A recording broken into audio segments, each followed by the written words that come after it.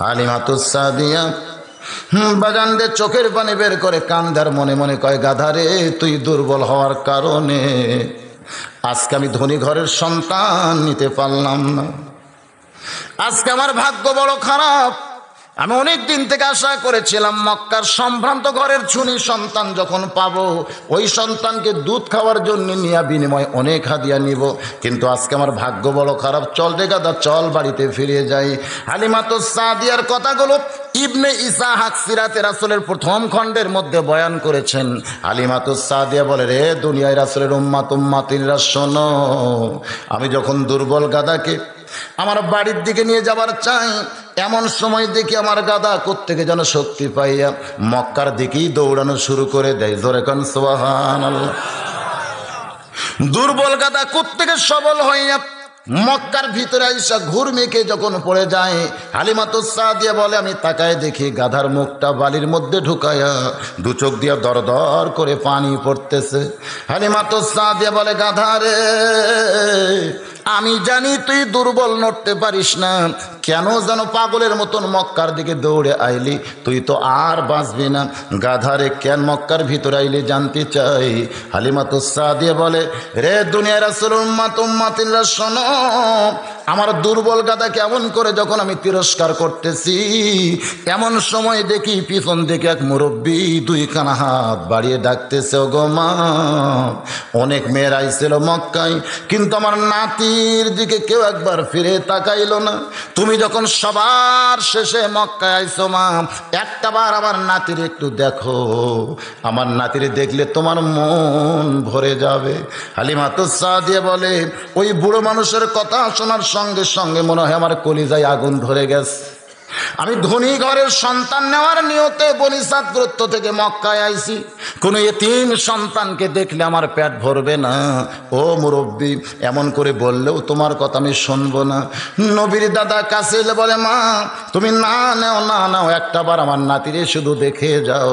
হালিমাতুস সাদিয়া বলে, রে রাসূলের উম্মাতিরা শোনো, আমি মুরব্বীর কথা মতো আমিনার ভাঙ্গা ঘরের মধ্যে যখন ঢুকে গেলাম, তখন তাকায় দেখি সিরা একটা মাদুরের উপরে যেন আসমানের পূর্ণিমার রাতের চাঁদ ঘুম পাড়তেছে।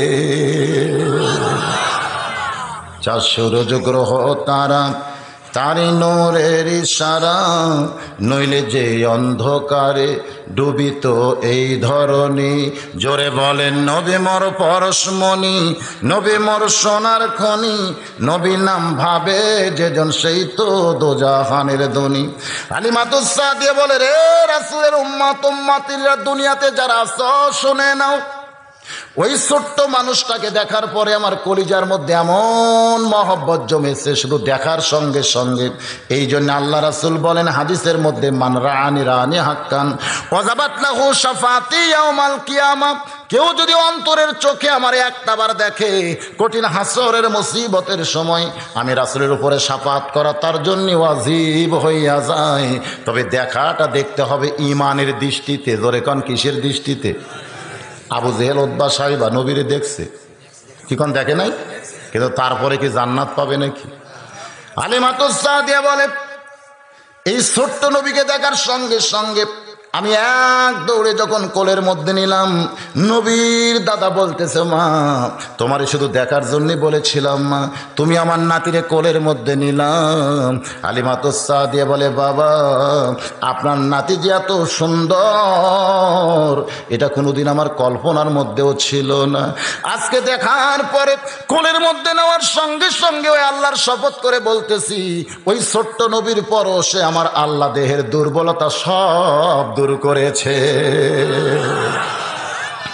হালিমাতুস সাদিয়া বলে, রে দুনিয়ার রাসূলের উম্মাতিরা শোনো, তোমাদের ছোট্ট নবীকে কোলে করে যখন আমি বাইরে আসলাম, আসার পরে দেখি আমার গাধা মাটির মধ্যে মুখটা ঢুকে চোখের পানি বের করে কাঁদতেছে। আমি ডান হাতের মধ্যে ছোট্ট নবীর নিয়া বাম হাতখানা গাধার মাথায় দিয়ে বললাম, গাধা রে, কত তিরস্কার তোরে আমি করেছি, কত কিছুই না তোরে বলেছি, কিন্তু এখন অন্তর থেকে বলি রে গাধা, আমার চাইতে তোর দাম বেশি। কারণ আমি যখন বাড়িতে ফিরে যাওয়ার চাচ্ছিলাম, কিন্তু তুই একটা গাধা হইয়া কেন মক্কার দিকে দৌড়ে আইলি, এখন বুঝতেছি আমার চাইতে তোর দাম বেশি। জঙ্গলের পশু পক্ষী আমার নবীরে চিনেছে, কিন্তু মানুষ হইয়া নবীরে অনেকেই চিনতে পারে না। জোরে কোন কথা ঠিক কিনা? হালিমাতুস সাদিয়া আল্লাহর নবীকে কোলের মধ্যে নিয়া মনে মনে চিন্তা করতেছে, এত সুন্দর নিয়ামত নিয়ে তো আমার বাড়ি যাইতে হবে, কিন্তু গাদা যে হারে মাটির পড়ে কাঁদতেছে, এই দুর্বল গাদার পিঠে চড়ে তো আর বাড়ি যাবার পারি না। এখন আমি কেমনে বনিসাত করতে যাই? এমন সময় কে যেন বলতেছে, হালিমা, তোমার দুর্বল গাদাকে যদি সবল করতে চাও, ওই ছোট্ট মানুষের বাম পাখানা গাধার মাথায় লাগায়া দাও। হালিমাতুস সাদিয়া বলে, রে রাসূলের উম্মত উম্মাতিনীরা, ওই ছোট্ট নবীর বাম পাখানা যখন আমার গাধার মাথায় লাগিয়ে দিলাম, দেখি আমার দুর্বল গাধা সুস্থ সবল হয়ে দাঁড়িয়ে যায়। আমি যখন গাধার পিঠে চড়ে আঁচল দিয়া নবীরে ঢাকতেছি, কারণ সূর্যের তাপ যদি এই ছোট্ট মানুষে লাগে তাহলে বড় কষ্ট পায়। হালিমাতুস সাদিয়া বলে, ওই সূর্যের তাপকে আড়াল করার জন্যে আমি যখন ছোট্ট নবীকে আঁচল দিয়া ঢাকতে চাই, এমন সময় দেখি এক খণ্ড মেঘ আমার মাথার উপর ভাসতেছে। আমি হালিমা আশ্চর্য হয়ে বললাম, মেঘরে, কোত্থেকে তুই আমার মাথার উপর চলে আইলি? হালিমাতুস সাদিয়া বলে, হঠাৎ দেখি এত সুন্দর বাতাস আমার গায়ে কে যেন বহাইতেছে। আমি চিৎকার দিয়ে বললাম, বাতাস রে, কোত্থেকে তুই আমার গায়ে বইতেছিস? এমন সময় কে যেন বলে, হালিমা, ওই ছোট্ট মানুষকে কোলে নেওয়ার কারণে আসমানের মেঘ তোমার মাথার উপর ভাসতেছে। ওই ছোট্ট মানুষকে কোলে নেওয়ার কারণে জান্নাতের দরজা খুলে ওই জান্নাতের বাতাস তোমার গায়ে আল্লাহ বহাইতেছে। বলে, রে নবীর উম্মত উম্মাতিরা শোনো, ওই ছোট্ট নবীকে কোলে নেওয়ার কারণে আল্লাহ যদি জান্নাতের দরজা খুলে আমার দেহে বাতাস বহায়া দেয়, ওই ছোট্ট নবীকে মহব্বত করার কারণে আসমানের মেঘ যদি আমার মাথার উপর ভাসতে থাকে, ওই নবীকে তোমাদের আদর্শ হিসাবে যদি কবুল করে নাও, দুনিয়াতেও শান্তি, আখেরাতেও তোমরা জান্নাতি হবে। এটা ইবনে ইসহাকের সিরাতে রাসূল থেকে আমি শুনাইলাম। কিন্তু আল্লাহ কি বলেছেন কোরআনে? লাকাদ কানা লাকুম ফি রাসূলিল্লাহি উসওয়াতুন হাসানা। জোরে কোন সুবহানাল্লাহ। সফলতা যদি অর্জন করতে চাও, দুনিয়ার সমস্ত নেতার আদর্শকে বাদ দিয়া একমাত্র মুহাম্মদ রাসূলুল্লাহকে তোমাদের আদর্শের নেতা মেনে নাও। এ কথা কার? আরো জোরে বলেন কার? তাহলে দুনিয়ার কোন নেতার নেতৃত্ব মানা যাবে? একমাত্র কার নেতৃত্ব মানতে হবে? রাসূলের। এই জন্য একটা স্লোগান দেওয়া লাগবে। পারবেন না ভাই? আমি যখন বলবো আমার নেতা তোমার নেতা, সবাই জবান খুলে বলবেন, বিশ্ব নবী মোস্তফা। আমার নেতা তোমার নেতা। আমার সামনে কি 200-300 লোক আছে? এতগুলো পুরুষ মানুষের স্লোগানের সাইজ এরকম? এখানে রহমতের ফেরেশতা আছে না নাই? জোরে কোন আছে না নাই? এই ফেরেশতা মাহফিল শেষ হলে আল্লাহর কাছে গিয়ে বলবে, আল্লাহ, 1400 বছর পরে সাকলবার মাহফিলে তোমার বান্দারা তোমার দোস্তকে শ্রেষ্ঠ নেতার স্বীকৃতি দান করেছে। আমার আল্লাহ বলবেন, ফেরেশতারা রে, তোমরা সাক্ষী থাকো, আমার দোস্তকে যারা শ্রেষ্ঠ নেতার স্বীকৃতি দিল, আমি তাদের নামগুলো জান্নাতের খাতায় লিখে নিলাম। সুবহানাল্লাহ। যত জোরে কইছেন তত জোরে স্লোগান দেন নাই। আল্লাহ কোরআনে বলেছেন, আমার নবীকে আমি সবার উপরে জায়গা করে দিয়েছি। জোরে কোন সুবহানাল্লাহ। তাহলে সেই নবীকে নেতা মানতে অন্তরে আপত্তি আছে? মাসটি হলো রবিউল আউয়াল মাস। আমি আপনাদের সামনে নবী সম্পর্কে আলোচনা করব। এই আলোচনা শুনতে গিয়ে একটু ঘুম ছাড়াইতে গেলে একটু স্লোগানও দেন, আবার আল্লাহও খুশি হবে, রাসূলও খুশি হবে। আমার নেতা তোমার নেতা। আলহামদুলিল্লাহ, এবার একটু হয়েছে সাইজ মতো। হালিমাতুস সাদিয়ার কাছ থেকে এক টানে আমি নিয়ে গেলাম আল্লাহর নবীর বয়স যখন 25 বছর। জোরে কোন কয় বছর? 25 বছরে নবী আমার একজন মেয়ে মানুষের রাখাল ছিলেন। সেই মেয়ে মানুষের নাম কি? মা খাদিজার দেশে রাখালিয়া বেশে নবী আমার বকরি চড়াইতেন। দেখিয়া নবীর মজেজা ধন্য বিবি খাদিজা জীবন যৌবন করলেন সমর্পণ। ওগো নবী দয়ার নবী গো, আপনি নবী হলেন উম্মতের আপন। উম্মে আইমান দাসীকে সঙ্গে করে খাদিজাতুল কুবরা যখন বেলকুনিতে বসা, এমন সময় দেখতে পাই নবী আমার উট দুম্বা বকরি চড়াইতেছে। খাদিজাতুল কুবরা বলে, দাসী রে, এই রোদের ভিতরে যুবকটা উট দুম্বা বকরি চড়াই, কিন্তু আমি আশ্চর্য হয়ে যাই তার মাথার উপরে কেন একখণ্ড মেঘ দেখা যায়। দাসী বলতেছে, শুধু মেঘ দেখতেছেন? তাকায় দেখেন তার চেহারার ভিতর থেকে এমন কিছু সৌন্দর্য ফুটে উঠতেছে যেটা দেখলে মানুষের মন কাইড়া নেয়। খাদিজাতুল কুবরা বলে, দাসী রে, মক্কার অনেক নেতার আমার কাছে বিয়ের প্রস্তাব দিছে, অনেক ধনীরা আমার বিয়ের প্রস্তাব দিছে, কিন্তু আমার 40 বছর বয়সের দিকে বলে আমি তাদের ফিরাইয়া দিছি।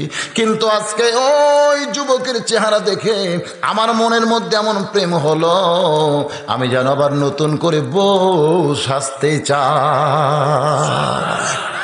দাসী বলতেছে, এটা আপনি বলেন না, কারণ 40 বছর আপনার বয়স, আর যুবকের বয়স কয় বছর? খাদিজাতুল কুবরা বলে, দাসী রে, মনের ভিতরের প্রেম যখন নাড়া দেয় তখন বয়সের দিকে আর কেউ তাকায় না। 40 গেল, 50 গেল, 60 বছরে আবার যৌবন পাইল। এরকম একটা গান বাংলাদেশে আছে না নাই? এরকম একটা গান আছে নাই? বাজান গো, খাদিজাতুল কুবরা নবীর চাচা আবু তালেবকে ডাক দিয়ে বললেন, আপনার এতিম ভাতিজাকে আমি যদি আমার স্বামী হিসাবে বরণ করতে চাই, আপনি কি তাতে রাজি আছেন? নবীর চাচা আবু তালেব চমকে বলে, মা, এই মক্কার মধ্যে তোমার মতন ধনী রমণী একজনও নাই, আমার এতিম ভাতিজারে আপনি কেন বিয়ে করতে চান, যার চালও নাই চুলাও নাই, জন্মের আগেই যার বাপ মরে গেছে?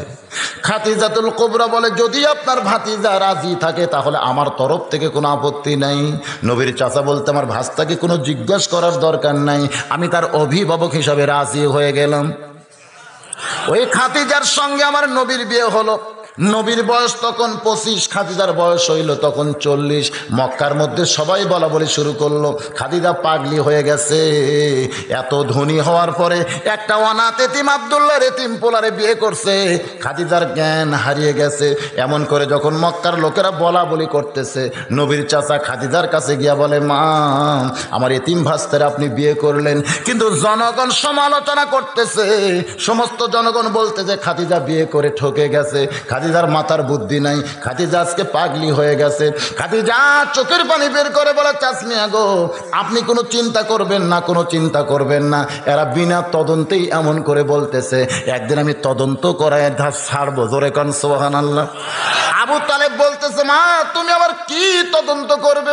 খাদিজা বলতেছে, তাহলে যারা আমার বিরুদ্ধে সমালোচনা করতেছে, আমার কথা বলতেছে আমি ঠকে গেছি আব্দুল্লাহর এতিম পোলারে বিয়ে করে, তাদেরকে একদিন আমার বাড়িতে দাওয়াত দেন। নির্দিষ্ট তারিখ মোতাবেক মক্কার সমস্ত নেতা ধনীদেরকে খাদিজার বাড়িতে দাওয়াত দেওয়া হলো। সমস্ত নেতারা দাওয়াত খাওয়ার জন্য যখন খাদিজার বাড়ি আইছে, খাদিজার সমস্ত নেতার সামনে খাবার পরিবেশন করে, সমস্ত নেতা যখন খাবার চায়, এমন সময় খাদিজাতুল কুবরা সামনে দাঁড়ায় বলতেছে, রে মক্কার নেতা সম্ভ্রান্ত ব্যক্তিরা, তোমরা নাকি বলো আমি খাদিজা আব্দুল্লাহর এতিম পোলাকে বিয়ে করে ঠকে গেছি। সমস্ত নেতারা বলতেছে, 100 বার ঠকছেন, 1 লক্ষ বার ঠকছেন, 1 কোটি বার ঠকছেন। খাদিজা বলতেছে, আমি যে ঠকে গেছি এইটা যে তোমরা বলো, এইটা কি তদন্ত করে বলেছো না এমনি এমনি বলতেছো? কারণ প্রত্যেকটা জিনিস তদন্তের পরে রেজাল্ট হবে, জোরে কোন ঠিক কিনা? কিন্তু আমাদের বাংলাদেশে অভিযোগের উপরে রেজাল্ট হয়, তদন্ত করার দরকারই নাই। মনে করার উপরে অভিযোগ আর তদন্ত না করি ইমাম বাপ, মনে করার উপরে অভিযোগ আর তদন্ত না করে জেলখানা। এইটা বর্তমানে বাংলার মানুষ না বুঝে মানতেছে, কিন্তু কিছুদিন পর যখন বুঝতে পারবে তখন তোমরা ঠেলা সামলাবার পারবে না, জোরে কোন কথা ঠিক কিনা? মনে করার উপর অভিযোগ করবে আর তদন্ত না করেই জেলখানার মধ্যে দিবে, এটা 90% মুসলমানের দেশের মুসলমান কোনোদিন মানবে? জোরে কান মানবে? আজকে অবস্থাও তাই হয়েছে ভাই। খাদিজাতুল কুবরা বলতেছে, রে মক্কার নেতারা, সম্ভ্রান্ত বংশের লোকেরা, তোমরা না তদন্ত করে কেমনে বলো যে আমি খাদিজা ঠকে গেছি? সমস্ত নেতারা বলতেছে 100 বার ঠকছেন, 1,00,000 বার ঠকছেন, 1 কোটি বার ঠকছেন। খাদিজাতুল কুবরা বলে, আমি তোমাদেরকে 3টা প্রশ্ন করতে চাই। 1 নম্বর প্রশ্ন হলো, তোমরা একটু বলো তো আমার বংশের দাম বেশি না আব্দুল্লাহর এতিম পোলার বংশের দাম বেশি? সমস্ত নেতারা চমকে গেল। এমন প্রশ্ন যে কোনোদিন কেউ করবে এইটা তাদের জানাই ছিল না, কিন্তু প্রশ্ন যখন করেছে উত্তর দেওয়াই লাগবে, জোরে কোন ঠিক কিনা? খাদিজাতুল কুবরা বলতেছে, রে নেতারা, তোমরা বলো তো আমার বংশের দাম বেশি না আব্দুল্লাহর এতিম পোলার বংশের দাম বেশি? সমস্ত নেতারা বলতেছে, মা সত্য কথা যদি বলতে হয় তাহলে খাদিজার বংশের চাইতে আব্দুল্লাহর এতিম পোলার বংশের দাম কোটি কোটি গুণ বেশি। খাদিজা এখন বলতেছে, তাহলে দেখো উচ্চ বংশের একটা যুবক আমার মতো নিম্ন বংশের মেয়েকে বিয়ে করলো, এদিক দিয়ে কে জিতলো? আমি জিতলাম না আব্দুল্লাহর এতিম পোলা জিতলো? সমস্ত নেতারা বলতেছে, এদিক দিয়ে তো আপনিই জিতে গেছেন। খাদিজা বলতেছে, রে নেতারা, আমার 2 নম্বর প্রশ্ন হলো, আমরা 2 জনের দিকে তাকায় দেখবা আমার চেহারা ভালো না আব্দুল্লাহর এতিম পোলার চেহারা ভালো? তোমরা নজর করে 2 জনের দিকে তাকায় দেখো, খাদিজার চেহারা ভালো না আব্দুল্লাহর এতিম পোলার চেহারা ভালো? এইটা দেখার পরে তোমরা একটু উত্তর দাও। সমস্ত নেতারা খাদিজার চেহারার দিকে তাকাইছে, কিছুক্ষণ পরে চেহারা মাটির দিকে ফিরাইছে, কিন্তু আল্লাহর নবীর দিকে যখন তাকাইছে এই নজর আর ফিরাবার পারতেছে না। খাদিজা বলতেছে, রে নেতারা, তোমরা বলো কার চেহারা ভালো, খাদিজার চেহারা ভালো না আব্দুল্লাহর এতিম পোলার চেহারা ভালো? সমস্ত নেতারা বোবা হয়ে গেছে, জোরে কোন কি হয়ে গেছে? মুখের ভাষা হেরে গেছে। কারণ আল্লাহর নবী দেখতে কেমন ছিল ভাই? একবার মেয়েরা মায়েশার কাছে এসে বলতেছে, ও গো মা, আমরা তো কোনোদিন নবীরে দেখতে পাই নাই। কারণ নবী দেখা মেয়েদের জন্য জায়েজ ছিল না, মেয়েদের জন্য কিন্তু নবী দেখাও জায়েজ ছিল না। বাজান রে, কোনো সাহাবী নবী দেখছে কিন্তু বউ দেখতে পারে নাই। একবার নবী আমার মসজিদ নববীর মধ্যে বসা, এমন সময় এক সাহাবী এসে আল্লাহর নবীর চেহারার দিকে তাকায় চোখ দিয়ে পানি বের করতেছে আর মুখটা মুচকি মুচকি হাসতেছে। নবী বললেন, সাহাবী রে, তোমার চোখের মধ্যে পানি, মুখের মধ্যে হাসি কেন জানতে চাই? সাহাবী বলে, ইয়া রাসূলুল্লাহ, আমার হাসার কারণ হলো আমার পেটে যখন ক্ষুধা তৃষ্ণা লাগে আমি দৌড়ে এসে আপনার পবিত্র চেহারা এক নজর দেখলি আল্লাহ ক্ষুধা তৃষ্ণা যেন আমার দূর করে দেয়। আল্লাহর নবী বললেন, তাহলে আনন্দ করবে, কিন্তু কেন কাঁদতেছো জানতে চাই? বলে, কান্দার কারণ হলো আমার বউটাও 2 দিন হলে না খেয়ে আছে, ও বায়না ধরেছে ও একটু আপনার দেখতে চাই। আপনি যদি অনুমতি দেন তাহলে আমার ক্ষুধার্ত বউকে নিয়ে এসে আপনার পবিত্র চেহারা দেখাবার চাই। আল্লাহ নবী বললেন, সাহাবী রে, তুমি আমার দেখা যেমন জায়েজ, তোমার বউটা আমার দেখা সরাসরি তেমন না জায়েজ। তাহলে নবীর বউ সাহাবীদেরও কিন্তু দেখা চলবে না, এটা হাদিস শরীফের মধ্যে আছে। আল্লাহর নবী বসে আছেন, এমন সময় এক অন্ধ সাহাবী, নাম হলো উম্মে মাকতুম, জোরে বলেন নাম কি? উম্মে মাকতুম নবীর সঙ্গে গল্প করতেছে। এমন সময় নবীর ডান ধারে আয়েশা, বাম ধারে হাফসা বসে আছে। নবী ইশপিশ পড়তেছে, কিন্তু বইয়েরা কিছুই বুঝতে পারলেন না। কিছুক্ষণ পরে উম্মে মাকতুম যখন চলে যায়, আল্লাহর নবী বলেন, আয়েশা, হাফসা, এই সাহাবী যখন আমার কাছে আসলো, এরপরে তোমরা কেন বসে থাকলে জানতে চাই। আয়েশা বলতেছে, ইয়া রাসূলুল্লাহ, ওইটা যে অন্ধ সাহাবী তা বুঝি আমরা জানি না। আল্লাহর নবী বললেন, আয়েশা, আমার সাহাবী অন্ধ হতে পারে, কিন্তু তোমরা তো অন্ধ না। এখন চিন্তা করেন, নবীর বিবি হইয়া সাহাবী পুরুষকে দেখা জায়েজ না, সাহাবীর বিবি হইয়া নবীরে দেখা জায়েজ না।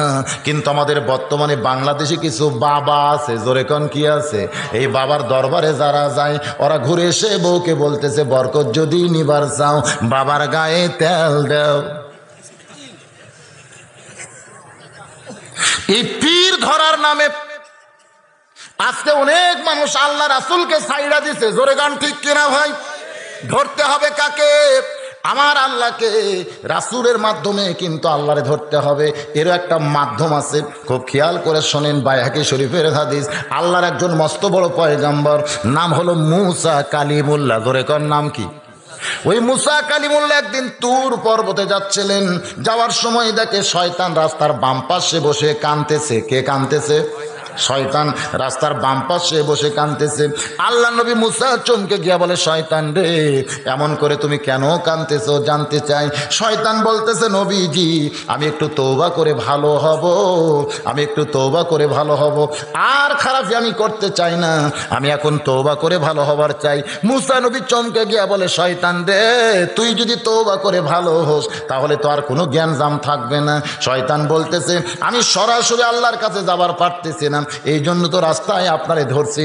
আপনি যখন তুর পর্বতে আল্লাহর সঙ্গে গল্প করতে যাচ্ছেন, আমার কথা একটু আপনি আল্লাহকে বলবেন। মুসা বলতেছে, শয়তান রে, তোর কথা বলে কোনো লাভ নাই, কারণ তোর তওবা আল্লাহ কবুল করবে না। তারপরেও তুই যখন আমারে ধরলি, অবশ্যই আমি তোর কথা আল্লাহকে বলবো। এই বলে মুসা নবী তুর পর্বতে গিয়া আল্লাহর সঙ্গে গল্প করতে করতে করতে করতে আল্লাহর প্রেমের সাগরে যখন ডুব দেয়, জোরে কোন সুবহানাল্লাহ। আল্লাহর সঙ্গে গল্প যখন বান্দা করে, তখন বান্দাকে আর বান্দার হালতে থাকে নাকি? বান্দা তখন প্রেমের সাগরে ডুব দেয়। যদি আপনারা দেখতে চান তাহলে সকালবেলা এই মাদ্রাসার আঙ্গিনায় এসে আপনারা দেখবেন ভাই, যখন কোনো বান্দা আল্লাহর কোরআন তেলাওয়াত করে, সে কিন্তু মূলত আমার আল্লাহর সঙ্গে গল্প ধরে। আমি আমার নিজের চোখে দেখছি। আমার এই কাহালো থানার অনেকগুলো হাফেজি মাদ্রাসার উপদেষ্টার মধ্যে আমার নাম রাখছে। মাঝে মধ্যে মহতামি হাফেজ সাহেব বলে, হুজুর, আপনি যেখানেই যান ওয়াজ করেন না কেন, রাস্তার মধ্যে যদি কোনোদিন সময় থাকে তাহলে আমাদের মাদ্রাসা একটু পরিদর্শন করবেন। এরকম সকালবেলায় ওয়াজ করে যাওয়ার সময় একটা মাদ্রাসা আমার রাস্তার পাশে পড়ে গেল। আমি ড্রাইভারে বললাম, বাবা তুমি একটু ব্রেক করে থাকো, আমি একটু মাদ্রাসায় যাই। আমি যখন মাদ্রাসার ভিতরে গেলাম, গিয়ে দেখি প্রত্যেকটা বাচ্চারা কোরআন শরীফ সামনে নিয়ে ঝুঁকতেছে আর পড়তেছে, ঝুঁকতেছে আর পড়তেছে। আমি হাফেজ সাহেবকে বললাম, এখানে না আসলে তো এই দৃশ্য আমি দেখতে পাইতাম না। আমি একটুখানি দুই চোখ বন্ধ করে অন্তরের চোখ দিয়ে খেয়াল করে দেখি, ওই মাদ্রাসার তালবে ইলমগুলো কোনো মাদ্রাসার বারান্দায় পড়তেছে না, ওরা যেন জান্নাতের বারান্দায় কবিতর হয়ে বাকবাকুম করতেছে। হঠাৎ আমার নজর পড়ে যায়, এই 16-17 জনের মধ্যে একজন ছোট্ট বাচ্চা কোরআন পড়তেছে। পড়ার সাইজ তার অন্যরকম। আমি হাফেজ সাহেবকে বললাম যে এই পুচকা কোরআন পড়তেছে, ওকে ঠিক মতো পড়বার জানে? হাফেজ সাহেব জিব্বায় কামড় দেয়া বলে, হুজুর আপনি ওরে পুচকা কইতেছেন? ও যখন মাদ্রাসায় ভর্তি হয়েছিল তখন 4 বছর, বর্তমান 6 বছর চলতেছে। আমি বললাম 2 বছরের মধ্যে যে হারে ঝুঁকতেছে আর পড়তেছে। বলে, হুজুর শুধু ঝুঁকতেছে আর পড়তেছে না, এই 2 বছরের মধ্যে কায়দা শেষ করেছে, সিবারা শেষ করেছে, নজরানা শেষ করে 15 পারা হেফজ করে এখন 16 পারায় সবক চলতেছে। আমি আশ্চর্য হয়ে গেলাম। মাত্র 2 বছর বয়সেই 4 বছরে ভর্তি হয়েছে, এখন হয়েছে 6 বছর। আমি ছেলেটার পিছনে গিয়ে বসলাম, আস্তে করে বসে কোরআন শরীফ তেলাওয়াত শুনতেছি। বাজান গো, আল্লাহ আমার সাক্ষী, আমি ওর কোরআন পড়া শুনতে শুনতে একসময় আমি যেন বেয়াখিয়াল হইয়া যাই। আমার নজর করে দেখি ওই বাচ্চা যেন দুনিয়াতে নাই, ও যেন জান্নাতের বাগানে আল্লাহর কোরআন তেলাওয়াত করতেছে। সারা রাত জায়গা। আমি সকালবেলায় মাদ্রাসায় গেছি, এইটা মাদ্রাসার মোহতামিমের সহ্য হয়নি যে হুজুর দিনের বেলা ঘুম পড়া বাদ দিয়া যদি পুস্কার পিছনে বসে কোরআন পড়া শোনে হুজুরের ঘুমের ক্ষতি হবে।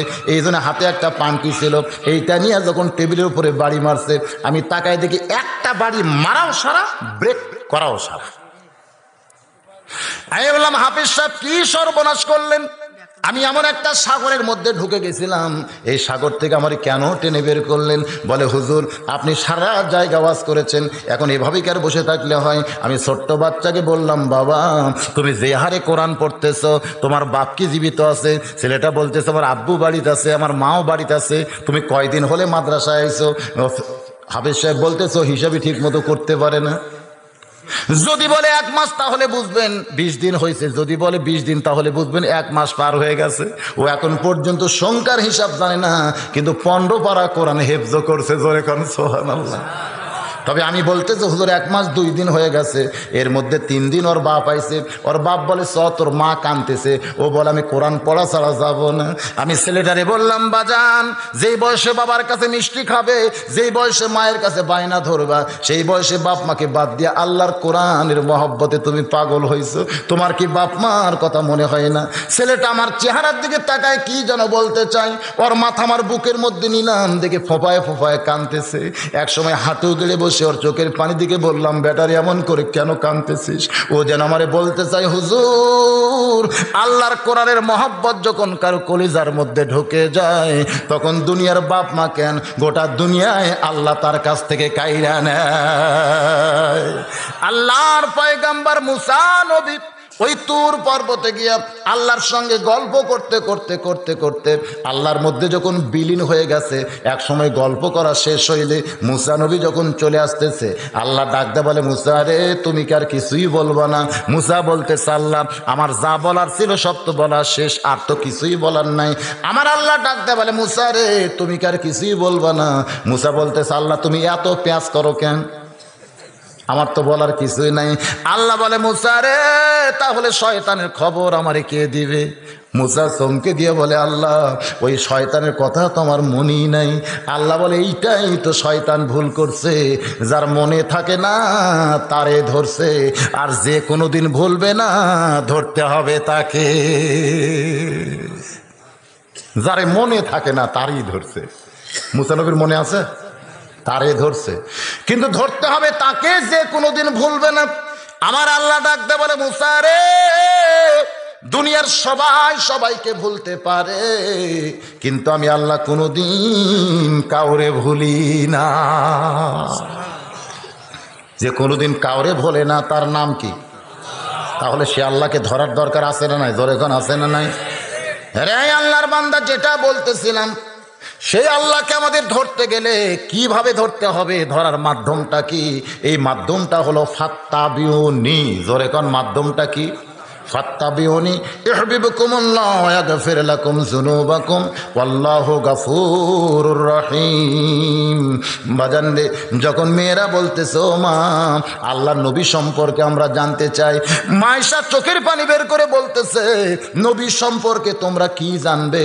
আমি গোটা জীবনে আল্লাহর নবীকে দেখেছি মাত্র 3 বার। সমস্ত মেয়েরা চমকে গিয়া বলে, মা কয়েক বছর আপনি নবীর সঙ্গে সংসার করেছেন, কিন্তু মাত্র 3 বার নবীর আপনি কেমনে দেখলেন? আয়েশা কান্দার বলে, মেয়েরা রে, নবীকে বহুদিন স্বামী হিসাবে আমার ঘরের মধ্যে পাইছি, কিন্তু গোটা জীবনে নবীর মাত্র 3 বার আমি নবী হিসাবে দেখছি। জোরে কোন কয়বার? সমস্ত মেয়েরা চমকে যায়। তাহলে স্বামী আর নবী এই দুইটা কি ভিন্ন? অবশ্যই ভিন্ন ভাই। মানুষ নবী আর স্বামী এই দুইটা কিন্তু এক না। আমি কোরআন হাদিস দিয়ে বললি আপনারা বুঝতে পারবেন। যখন নবী ফাতেমার বাড়িতে যাইতেন, তখন যাওয়ার আগে আল্লাহরে বলতেন, আল্লাহ এই মুহূর্তে কিন্তু আমি নবী নাই, আমি একটা সন্তান হয়ে আমার মায়ের কাছে যাবার চাই। ধরে করছো যাওয়ার আগেই আল্লাহর নবী বলতেন, আল্লাহ এই মুহূর্তে কিন্তু আমি নবী নাই, আমি সন্তান হয়ে আমার মায়ের কাছে যাবার চাই। আমার মা 6 বছর বয়সে মরছে, কিন্তু শ্যামিনার চাইতে অনেক দরদি আমার মা ফাতেমা আজকে জীবিত আছে। আমি কিন্তু আমার মায়ের কাছে যাচ্ছি আল্লাহ, এখন যেন আমার হাবিবুল্লাহ নবী বলে ডিস্টার্ব করেন না, আমি সন্তান হয়ে আমার মায়ের কাছে যাবার চাই। আল্লাহ বলতেছে দোস্ত রে, আমার কোনো আপত্তি নাই। এবার নবী আমার সন্তান হইয়া ফাতেমার বাড়ির দরজায় গিয়া ডাক দিছে, মা, ও মা ফাতেমা, আমি তোর সন্তান হয়ে দরজায় দাঁড়াইছি মা, একটু তাড়াতাড়ি দরজা খুলে দে, আমি আমার মায়ের মুখটা দেখতে চাই। ফাতেমার দরজায় এসে ফোঁপায় ফোঁপায় কাঁদতেছি। আল্লাহর নবী বলে, মা এমন করে তুই কেন কাঁদতেছিস মা, তুই কেন কাঁদতেছিস? ফাতেমা বলে, বাবা আমার দেহের মধ্যে এমন একটা কাপড় আছে, যে কাপড় অর্ধেক দেহ ঢাকছে, অর্ধেক এখনো বের হয়ে আছে। আপনি আমার দরজায় দাঁড়িয়ে আছেন, দরজা আমি কেমনি খুলবো বাবা, বরং এখান থেকে আপনি ফিরে যান। আল্লাহর নবী বলে, মা হইয়া সন্তানকে কোনোদিন ফিরায় না, একটু দরজা খুলে দে মা, আমি তোরে দেখতে চাই। ফাতেমা খালি কান্দার বলে, বাবা আপনি কি বুঝতে পারতেছেন না, এই কাপড় পরে আমি কেমনি দরজা খুলে দিব? সঙ্গে সঙ্গে নবী আমার এক টানে মাথার পাগড়ি খুলেছে, জানলার কাছে ধরে বলতেছে, মা এই পাগড়িখানা নিয়ে পাগড়ি পরে তুই দরজা খুলে দে মা। আমার আল্লাহ ডাকতে বলে, হাবিব, যার জুতার পরশে আল্লাহর আরশ ধন্য হয়ে যায়, সেই পাগড়ি কি দুনিয়ার কোনো মানুষ পরতে পারে? নবী কান্দার বলে, আল্লাহ এখন আপনাকে আমাকে নবী হিসাবে দেখতেছেন, আমি নবী না আল্লাহ, আমি একজন সন্তান হয়ে আমার মায়ের দরজায় দাঁড়িয়ে আছি, আমার মায়ের পরনের জন্য আমার মাথার পাগড়ি খুলে দিয়েছি। ও মা, আমার মাথার পাগড়ি পরে তুই আমার জন্য দরজা খুলে দে মা। নবী কিন্তু আর নবী নাই, একটা সন্তান হয়ে যখন পাগড়ি জানলা দিয়ে দেয়, ওই পাগড়ি পরে ফাতেমা যখন দরজা খুলেছে, সঙ্গে সঙ্গে নবী আমার জুব্বাখানা উপর দিকে উঠাইছে। ফাতেমা তাকায় দেখে ক্ষুধার জ্বালায় নবী পেটে পাথর বেঁধেছে। ফাতেমা কান্দের বলে, বাবা আজকে 3 দিন হলে আপনার মায়ের বাড়িতে কোনো পাকশিক নাই, আপনি কেন সেই বাড়িতে ক্ষুধা নিয়ে আইলেন?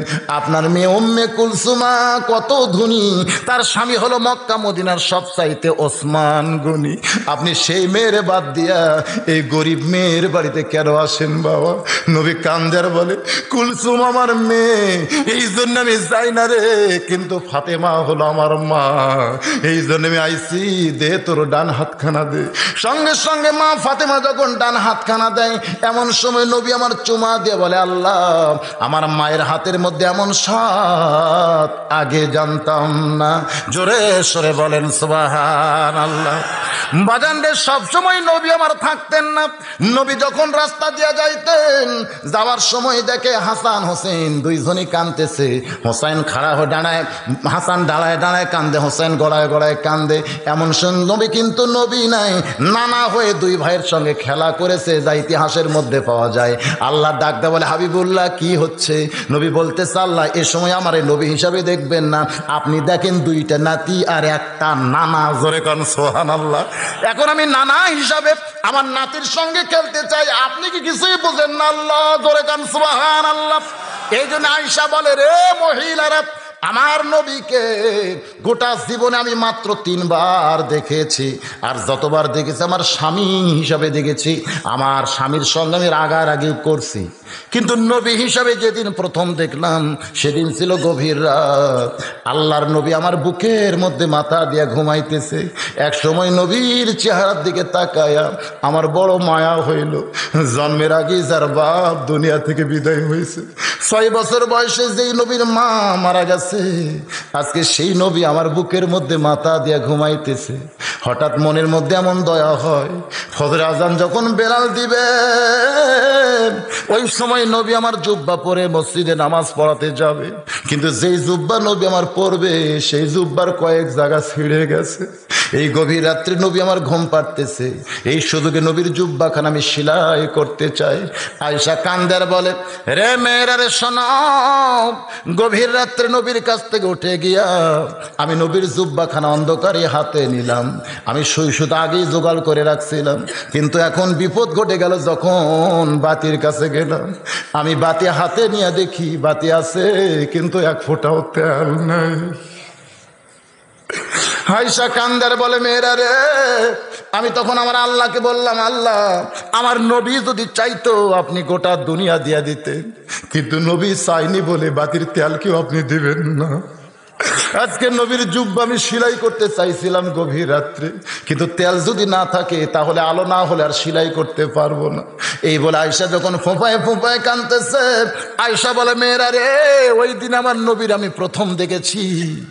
নবী আমার আস্তে করে কাঁধ ঘুরে তার ডান হাতখানা কপালের উপর দিয়ে যখন চোষণ মারছে, ওই আল্লাহর শপথ করে বলতেছি, ওই কপালের ভিতর থেকে এমন একটা আলো প্রকাশ পায়, যে আলো দিয়া গোটা অন্ধকার দূর হইয়া যায়। কাঁপতে কাঁপতে আমার হাতের সুরটা যখন মাটিতে পড়ে যায়, আমি তাকায় দেখি আয়েশা সুইখানা আমি দেখতে পাই। সেই দিনে প্রথম দেখেছি আমার নবীকে। এরপর আরো 2 বার আমি আমার নবীরে দেখেছি। মহিলারা কান্দের বলে, মা, আপনার কাছ থেকে নবী দেখার ঘটনাগুলো আমরা শুনতে চাই। এবার চলে আসতেছি খাদিজার কাছে। খাদিজা বলতেছে, রে নেতারা, তোমরা বলো তো আমার চেহারা ভালো না আব্দুল্লাহর ইতিম পোলার চেহারা ভালো? সমস্ত নেতারা নবীর দিকে তাকায় আছে, কিন্তু চেহারা ফেরাবার পারতেছে না। খাদিজা বলতেছে, নেতারা, তোমরা কি বোবা হয়ে গেলা? আমার 2 নম্বর প্রশ্নের উত্তর তোমাদের দিতে হবে। তোমরাই বলো আমার চেহারা ভালো না আব্দুল্লাহর ইতিম পোলার চেহারা ভালো? সমস্ত নেতারা চমকে উঠে বলতেছে, খাদিজা, সত্য কথা যদি বলতে হয় তাহলে শুধু খাদিজা না, এমন চেহারার মানুষ পৃথিবীতে কোনোদিন আর আসবে না। কাফের নেতারাও পর্যন্ত বলেছে, সত্য যদি বলতে হয় শুধু খাদিজা না, এমন সুন্দর মানুষ পৃথিবীতে কোনোদিন আর আসবে না। খাদিজা বলতেছে, তাহলে এখন বলো তো, আমার মতন কম সুন্দরী একটা মেয়ে সুন্দর একটা যুবককে স্বামী হিসাবে পাইছে, এদিক দিয়ে আব্দুল্লাহর ইতিম পোলা জিতেছে না আমি জিতেছি? সমস্ত নেতারা বলতেছে, এদিক দিয়েই তো খাদিজাই জিতে গেছে। খাদিজা বলতেছে, রে নেতারা, তোমাদের কাছে আমার 3 নম্বর প্রশ্ন হলো, আমার বয়স বেশি না আব্দুল্লাহর ইতিম পোলার বয়স বেশি? সমস্ত নেতারা বলতেছে, আপনার বয়স হলো 40 বছর আর আব্দুল্লাহর ইতিম পোলার বয়স হলো 25 বছর। তাহলে এখন তোমরাই বলো, আমার মতন 40 বছরের একটা বিধবা নারী 25 বছরের একটা তরতারা যুবককে স্বামী হিসাবে পাইছি, এদিক দিয়ে আমি ঠকেছি না আব্দুল্লাহর ইতিম পোলা ঠকেছে? সমস্ত নেতারা বলতেছে, এই দিক দিয়ে তো খাদিজাও জিতে গেছে। খাদিজা বলতেছে, যদি বংশের দিক দিয়ে আমি জিতি, চেহারার দিক দিয়ে আমি ভালো স্বামী পাইয়া জিতি, আর বয়সের দিক দিয়ে যুবক একটা স্বামী পাই যদি আমি জিতে যাই, তাহলে তোমরা কেন বাহিরে বলা বলি করো খাদিজা বিয়ে করে ঠকে গেছে, খাদিজা বিয়ে করে ঠকে গেছে? তোমরা তদন্ত না করে এই মিথ্যা কথাটা কেমনে বলো? সমস্ত নেতারা বলতে যে, খাদিজা, আমরা যেইটা প্রথমে খেয়াল করেছি সেইটা হলো, খাদিজা মক্কার মধ্যে সবচাইতে ধনবতী রমণী, একটা অনাথ এতিমরে বিয়ে করেছে, এই গরিবরে বিয়ে করার জন্যই খাদিজা ঠকে গেছে। খাদিজা বলতেছে, এইটা যদি তোমাদের সকার একটা মানতন্ত্র হয়, এইটা যদি তোমাদের দাড়ি পাল্লা হয়, তাহলে তোমরা শুনে নাও, খাদিজার যত সম্পদ আছে ওই আল্লাহকে সাক্ষী করে আজকে সমস্ত সম্পদ আব্দুল্লাহর ইতিম পোলার পায়ে দিয়া দিলাম। জোরে সরে বলি সুবহানাল্লাহ। বাজান গো, 25 বছর থেকে এক টানে নিয়ে গেলাম নবীর 37 বছর। খুব খেয়াল করে শুনবেন, কারণ কুল ইন কুনতুম তুহিব্বুনাল্লাহ ফাত্তাবিউনি, এইটা যদি আমরা বুঝতে চাই আমার নবীকে জানতে হবে। জোরে কোন ঠিক কিনা ভাই? নবীর বয়স যখন 37 বছর, ওই সময় নবী কিন্তু খাদিজাতুল কুবরার কাছে আর বেশি সময় দিতেন না। ওই সময় নবী একটা নির্জন জায়গা বেছে নিয়েছিলেন, সেই জায়গার নাম হলো হীরা গুহা। জোরে কোন কি গুহা? ওই হীরা গুহার মধ্যে নবী আমার 3টা বছর কাটাইলেন একাধারে। ওই 3 বছরের শেষ বছর 40-এ নবী যখন পা দিলেন, এমন সময় আমার আল্লাহ ডাক দিয়ে বললেন, জিব্রাইল যা রে জিব্রাইল যা, এই লহে মাহফুজ থেকে আল্লাহর কোরআনের কয়েকটা আয়াত নিয়ে আমার দোস্তের কাছে যা। ফেরেশতা জিব্রাইল আল্লাহর কোরআনের কয়েকটা আয়াত নিয়ে আইলাম হীরা গুহায়। খুব খেয়াল করে শুনতে হবে। ফেরেশতা জিবরাইল আল্লাহর কোরআনের কয়েকটা আয়াত নিয়ে আসলেন হীরা গুহায়। একটু দূরে থেকে ফেরেশতা জিবরাইল ওই গুহার ভিতরে তাকায় দেখতেছে। শুধু দুই চোখ দিয়ে জিবরাইল দেখতেছে না, অন্তরের চক্ষু দিয়া জিবরাইল দেখতে পায় আইলাম আল্লাহর কাছ থেকে নবীর কাছে হীরা গুহায়। কিন্তু এখানে আসার পরে আল্লাহ আর নবীরে দেখা যায় এক জায়গায়। জোরে সরে বলেন সুবহানাল্লাহ। জিবরাইল যখন আল্লাহর নবীকে দেখেছে আল্লাহর সঙ্গে এক জায়গায়, ওই সময় কিন্তু নবী এমন একটা সাগরের মধ্যে ডুব মারছিলেন যেই সাগরটা প্রত্যেকটা আল্লাহর বান্দার বাম স্তনের 2 আঙ্গুল নিচে বিরাজ করতেছে। ডুব দিলে ডুবারও হবে, মণিমুক্তা খুঁজে পাবে, পুরা হইবে মনস্কাম। বাম স্তনের 2 আঙ্গুল নিচে তোমার কলব সাগরের মোকাম। সুবহানাল্লাহ বলেন। এই হীরা গুহার মধ্যে আল্লাহর নবী কলবের সাগরের মধ্যে ডুব দিয়েছেন। বাজানগো, যেইটা আল্লাহর ওলির পথে পাওয়া যায়, অনেকে বলে এগুলো আল্লাহর ওলিরা পায় কোথায়? ফেরেশতা জিবরাইল আল্লাহর নবীকে সালাম দিয়া ডাক দিয়া বললেন ইকরা। খুব খেয়াল করবেন, সর্বপ্রথম যে শব্দটা দুনিয়াতে কোরআনের জন্য নাজিল হয়েছে সেই শব্দের নাম কি? আরো জোরে কান কি? ইকরা। ইকরা মানে কি? আপনারা আমার সামনে যারা বসে আছেন আরবি বুঝতেছেন না, আমি বাংলাটা বলি। ইকরা মানে পড়ো। ইকরা মানে কি? পড়ো। নবী কিন্তু পড়লেন না, কারণ যখন বলতেছে পড়ো, কি পড়বো? বাংলা, অঙ্ক, ইংরেজি, ইতিহাস, কি পড়বেন? হ্যাঁ, কিন্তু বাংলার মানুষ তো সেইটা বুঝতেছে না। বাংলার মানুষ তো এইটা বুঝতেছে না। আজকে সন্তান হওয়ার পরেই আমরা সন্তানকে কি পড়াবো চিন্তায় পড়ে যায়। মা বলে আমার ছেলে ডাক্তার হবে, ছেলে বলে না আমার ছেলে ইঞ্জিনিয়ার হবে। স্বামী স্ত্রী 2 জন মিলে লাগছে ছোট বাচ্চারে নিয়ে। বাপ কয় ইঞ্জিনিয়ার বানাবো, মা কয় ডাক্তার বানাবো। হ্যাঁ পড়বেন, সবই পড়বেন, কিন্তু সব পড়া তো আল্লাহ কোরআনে বলে নাই। খুব খেয়াল করে শুনতে হবে। আল্লাহর ফেরেশতা জিবরাইল যখন বললেন পড়ো, নবী কিন্তু বলেছেন পড়বো না, পড়বো না, পড়বো না। জিবরাইল বলেছেন বিইসমি রব্বিকাল্লাযী খলাক। দুনিয়ার সাধারণ কোনো পড়া না, যেই পড়ার মধ্যে আমার আল্লাহ আছে সেই পড়াটাই পড়তে হবে। জোরে কোন ঠিক কি না? এই কোরআনের মাদ্রাসার মাহফিলে এসে এই জিনিসটা আপনাদের খেয়াল করে শুনতে হবে ভাই।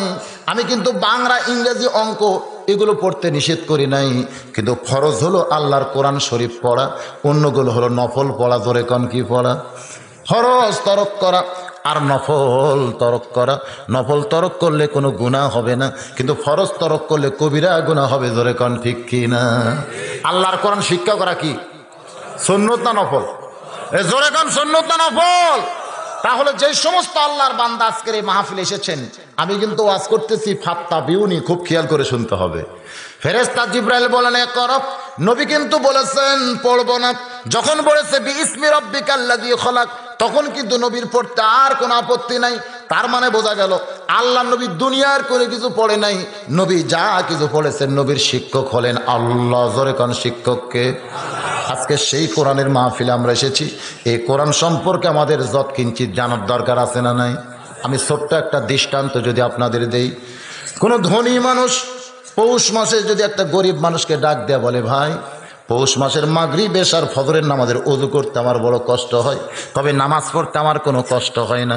এই 3 ওয়াক্ত নামাজের 1 মাস যদি তুমি ওযু করে দাও, মাস গেলে তোমাকে 1000 টাকা বেতন দেব।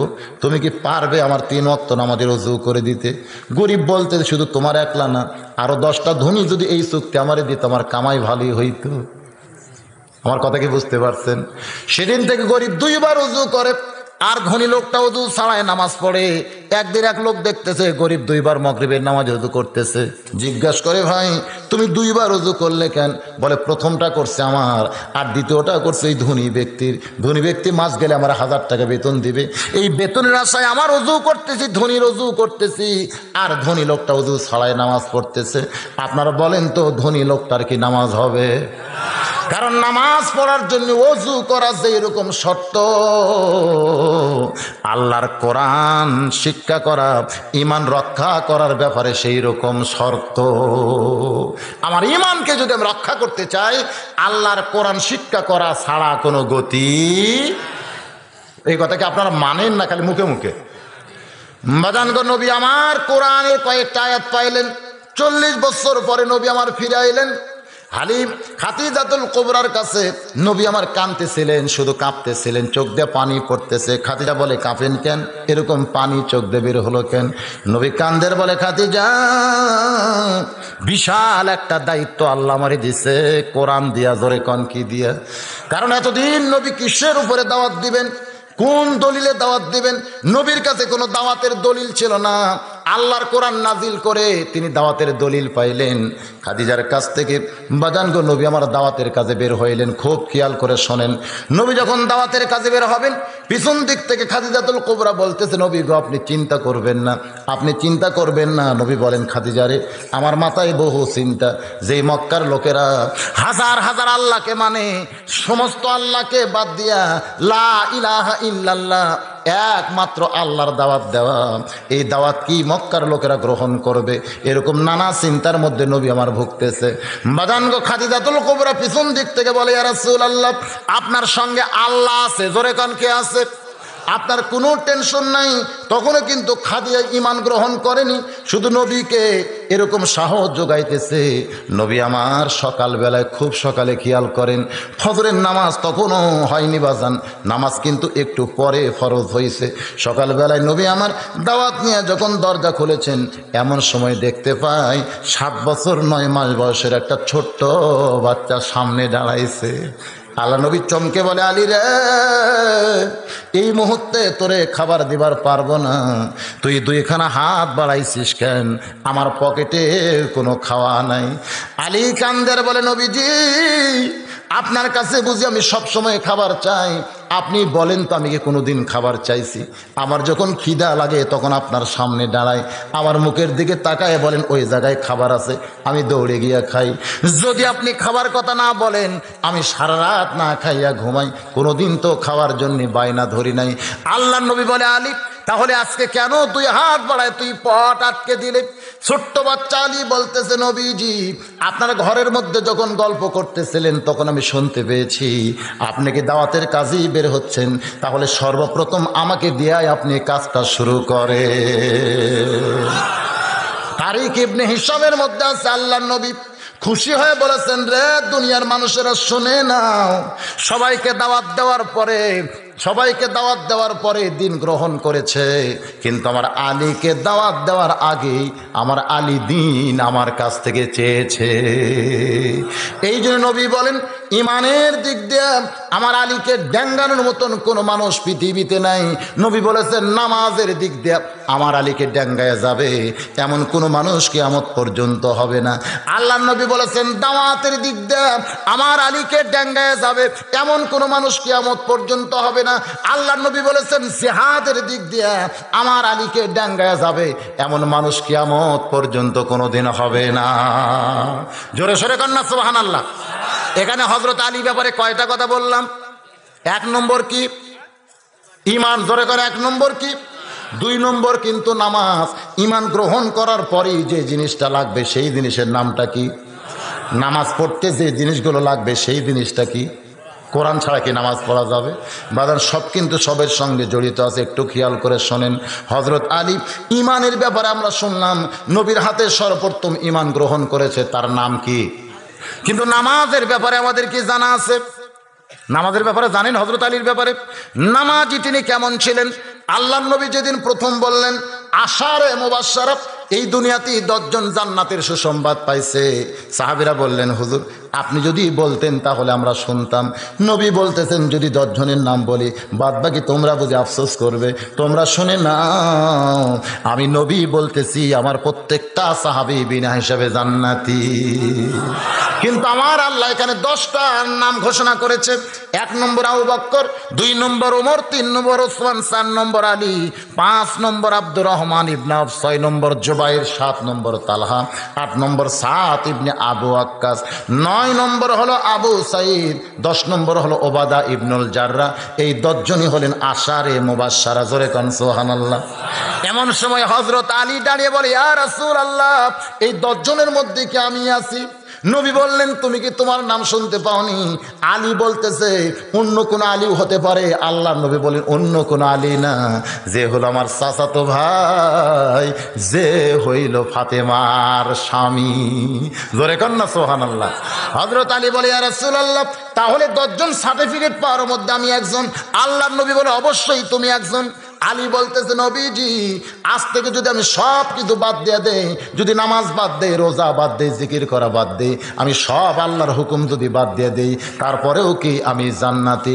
আল্লাহর নবী বলেন, আলী রে, আল্লাহ যেইটা ঘোষণা করেছে, তুমি সব কিছু বাদ দিলেও আল্লাহ তোমাকে জান্নাত থেকে বাদ দিবে না।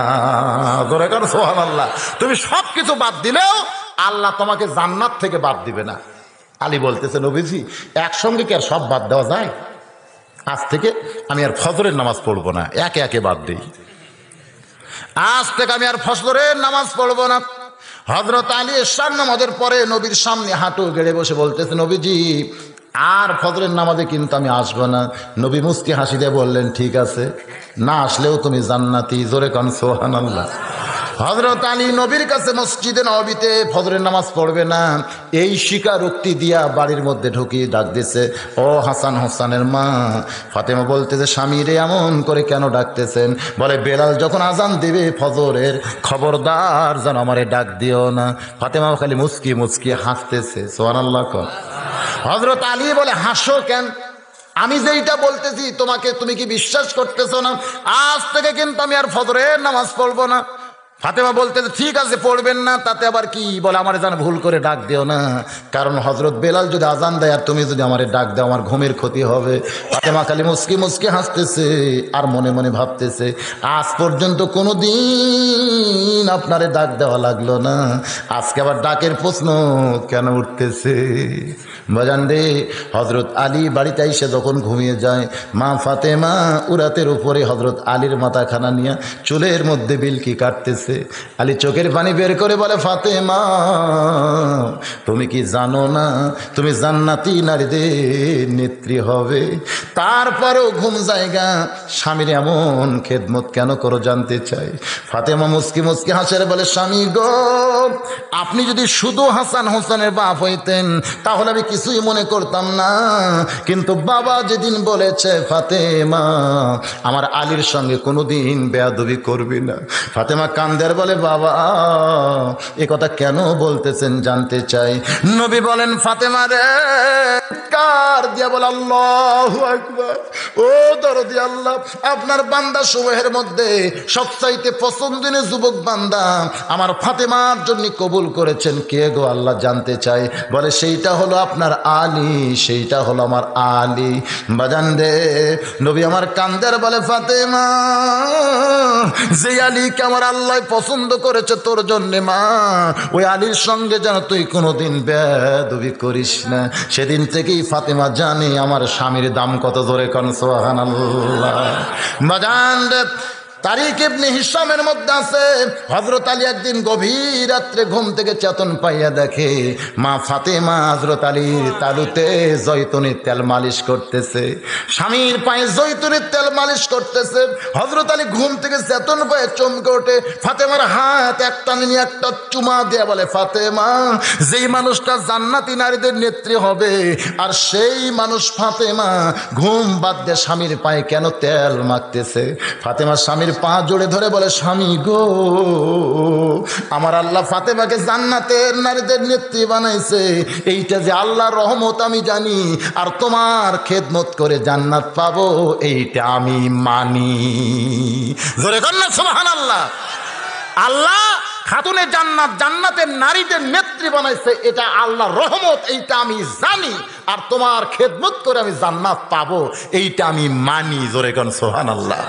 আমার মা বোনেরা যারা ওয়াজ শুনতেছেন, মা, একটু মনোযোগ দিয়ে এই কথাগুলো শুনবেন। বাজান রে, খাতুনে জান্নাত ফাতেমা আলীর মাথা কোলের মধ্যে নিয়ে এক সময় হযরত আলী যখন ঘুমিয়ে গেছে, মা ফাতেমাও বাম পাশে ঘুমিয়ে যায়। হযরত বেলাল যখন ফজরে আজান দিছে, এক লাফে হযরত আলী বিছনায় বসে যায়। ফাতেমা চমকে বলে, স্বামী গো, আপনি না কইছিলেন আজান দিলে ডাক দিও না, আমি ডাক দেওয়ার আগেই কেন বিছরে বসে গেলেন জানতে চাই। হযরত আলী বলে, ফাতেমা তোমার বুঝি জানা নাই আজান শুনলে ঘুম পাড়া যায়জ না? যাই ফজরের নামাজই পড়বে না, তার আবার আজান শুনলে ঘুম পাড়া যায়জ না? মা ফাতেমা মুস্কি মুস্কি হাসতেছে, কারণ মা ফাতেমা হযরত আলীরে চিনে। জোরে কোন চিনি কি চিনে না? যত কথাই বলুক, কারণ চিনে সবচাইতে বেশি যে চেনে সেইটা কিন্তু স্বামীরে চিনে বিবিয়ে। সবচাইতে আপনাকে বেশি কে চিনে? আপনার বউ। জোরে কোন কে চিনে? চেনে না? সবচাইতে বেশি চেনে। আমার জীবনে এটা আমি শর্ট খাইছি তো। আমার বউ আমাকে মাঝে মধ্যে বলে, সাদিয়ার আব্বা যান গোসল করেন, সাদিয়ার আব্বা আসেন ভাত খান। আমার বড় মেয়ের নাম সাদিয়া। আমি একদিন রাগ করে কইছিলাম, কিসের সাদিয়ার আব্বারে? লক্ষ লক্ষ মানুষ আমারে হুজুর কয়, আর তুমি বাড়ির বউ হয়ে হুজুর খবর পারো না? তুমি বললো হুজুর আসেন ভাত খান, হুজুর যান গোসল করেন। আমার বউ খালি মুচকে মুচকে হাসে। আমি বলে, হাসো কেন? বলে, জনগণ আপনারা চিনে না তাই হুজুর কয়, কিন্তু আমি আপনারা চিনি, হুজুর হওয়া এত সহজ নয়। সেই দিনই বুঝতে পারলাম নিজের বইয়ের কাছে হুজুর হওয়া যে কত বড় কঠিন।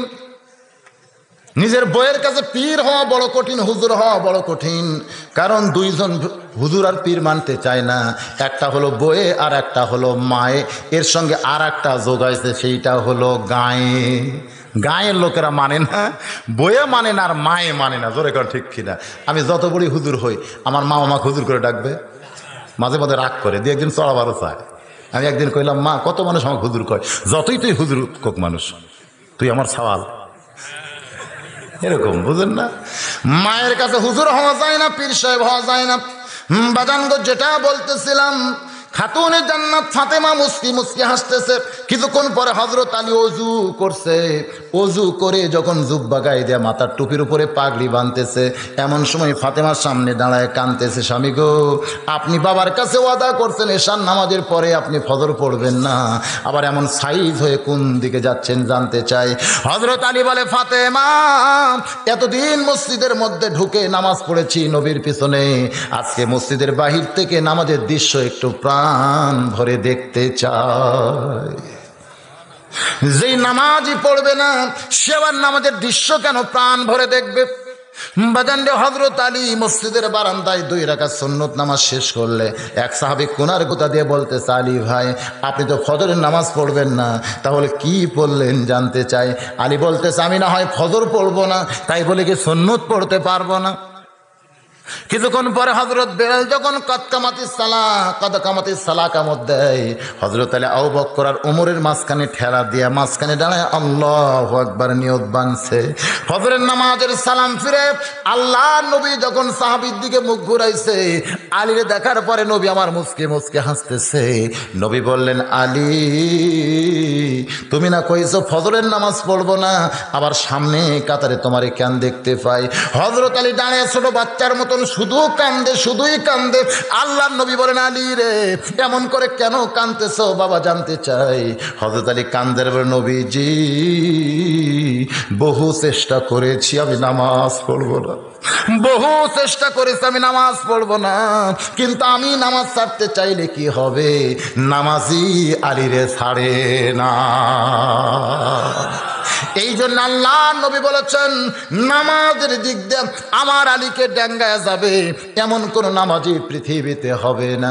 বাজান গো, আর এক আলীর গুণ ছিল দাওয়াতের গুণ। জোরে কোন কিসের গুণ?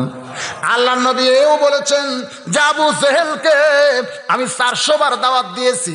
আল্লাহ নবী আবু জেহেলকে কতবার দাওয়াত দিয়েছে? কিন্তু আমার আলী যদি 4 বার আবু জেহেলের কাছে যাইতো, আবু জেহেল ঈমান গ্রহণ করত। সাহাবীরা বলেন, হুজুর তাহলে আপনি না যায় আলীরে পাঠাইলেই তো আপনি পারতেন। নবী বলতেন, সাহাবীরা রে, আমার আলীর কাছে দাওয়াতের এলেম যেমন আছে, কিন্তু আলীর কাছে আবার কাফের বেঈমানদেরকে শেষ করার তরবারিও আছে। আমার বড় ভয় লাগে আমার সঙ্গে আবু জেহেল যে বেয়াদবি করছে, সেই বেয়াদবি যদি আলীর সঙ্গে দাওয়াত দিবার সময় করে, আর আলী যদি দাওয়াত বাদ দেওয়ার ঘাড়ের উপর তরবারি মারে। এই জন্য আমার বড় ভয়, আমি সব জায়গায় আলিয়ার উমরকে পাঠাবার পারি না। জোরে কোন সুবহানাল্লাহ। বাজান গো, আল্লাহর নবী হলেন রাহমাতুল লিল আলামিন, গোটা বিশ্ব জগতের জন্য রহমত। এই আয়াতখানা কখন নবীর উপর নাজিল হয়েছে? বাজান রে, কোরআন শরীফ পড়েন, তখনই বুঝতে পারবেন। নবী আমার 400 বার আবু জেহেলের বাড়িতে দিনের দাওয়াত নিয়ে গেছে। একদিন গভীর রাত্রে নবী যখন দাওয়াত দিবার যাওয়ার চাচ্ছে, কারণ সমস্ত মানুষের কাছে নবী দিনের বেলা দাওয়াত দিবার চায়, কিন্তু গভীর রাত্রে যার কাছে যায় তার নাম হলো আবু জেহেল। জোরে কর, নাম কি? গভীর রাত্রে নবী যখন আবু জেহেলের কাছে দাওয়াত দিবার চাচ্ছে, এমন সময় খাদিজাতুল কুবরা বুঝতে পারছে নবী এখন দাওয়াতের কাছে যাবে। সামনে এসে দুইখানা হাত বাড়ায় কাঁদতেছে।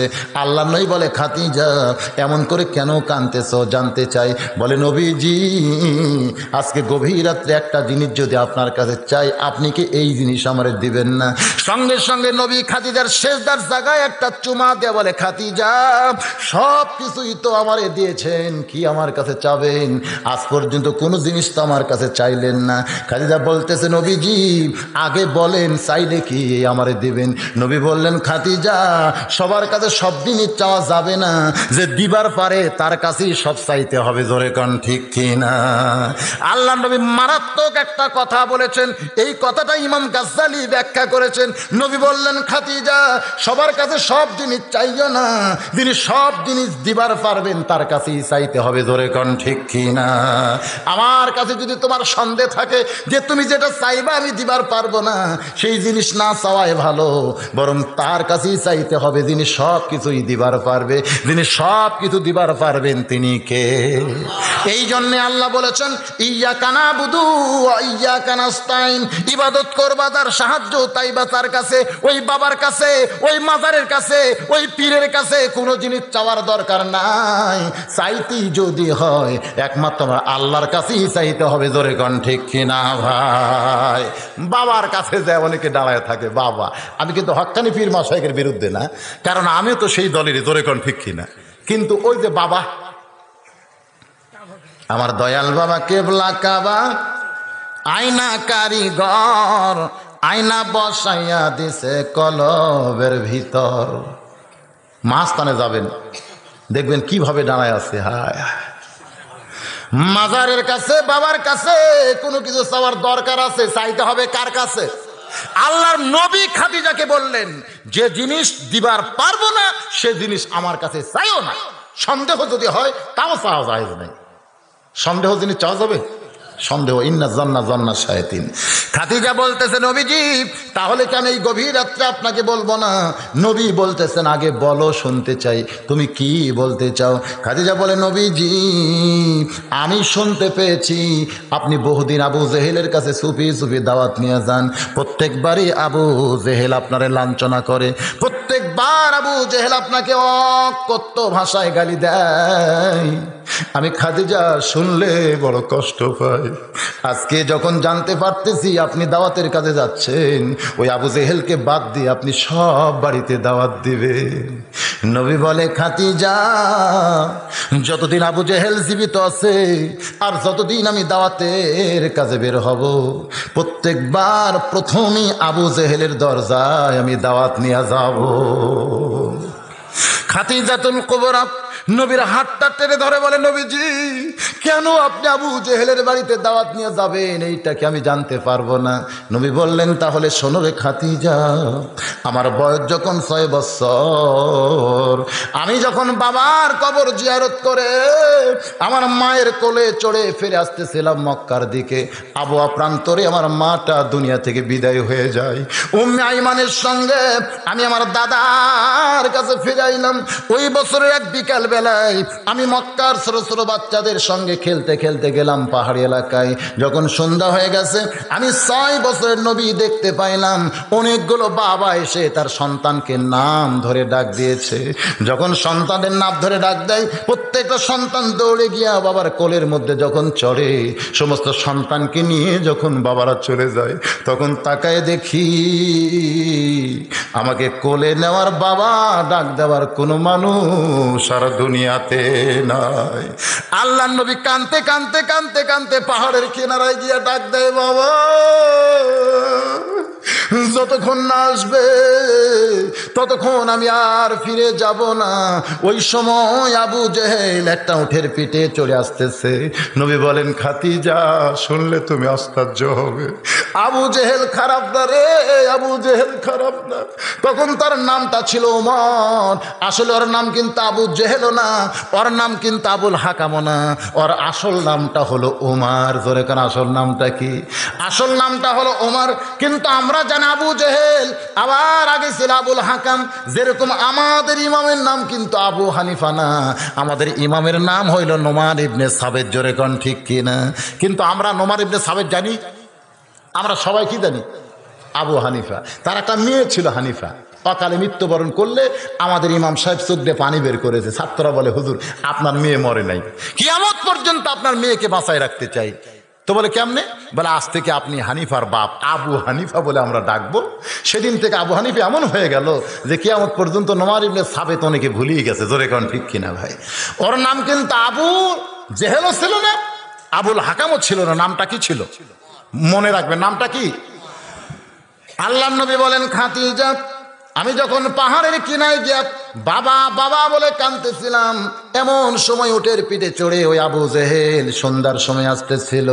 উটটাকে মাটিতে বসায়া এক দৌড়ে গিয়া আমার কোলে নিয়ে আমার গালে মুখে চুমা দিয়ে বলে, আব্দুল্লাহ রে তিমপোলা রে, তোর বাবা নাই, তুই বাবা বাবা বলে ডাকলে তোর বাপ কি কোনোদিন আসবে?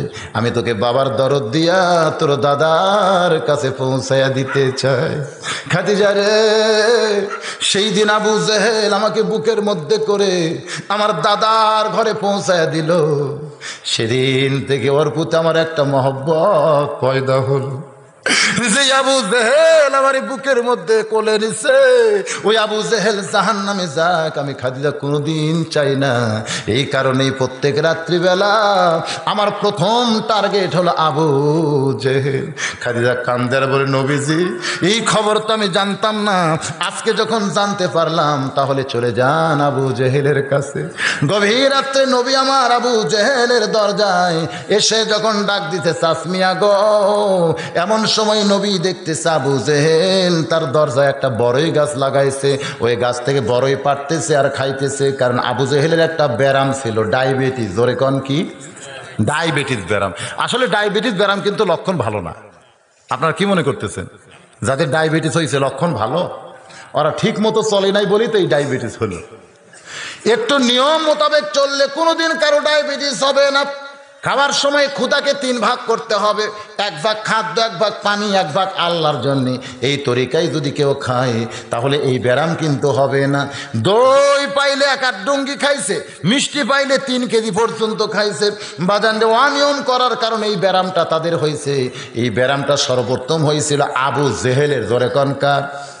আর ডায়াবেটিস ব্যারাম ভালো হয় একটা জিনিস খাইলে, সেটা হলো টক। টক। আবু জেহেল একটা বড়ির গাছ লাগাইছিল দরজায়, গভীর রাত্রে চুপি চুপি বড়ি খাচ্ছে। নবী সালাম দিয়ে বলে, চাচমিয়া কি খান? আবু জেহেল কয়, এই ঝামেলা আবার এই জায়গায় কেন রে এত রাত্রে?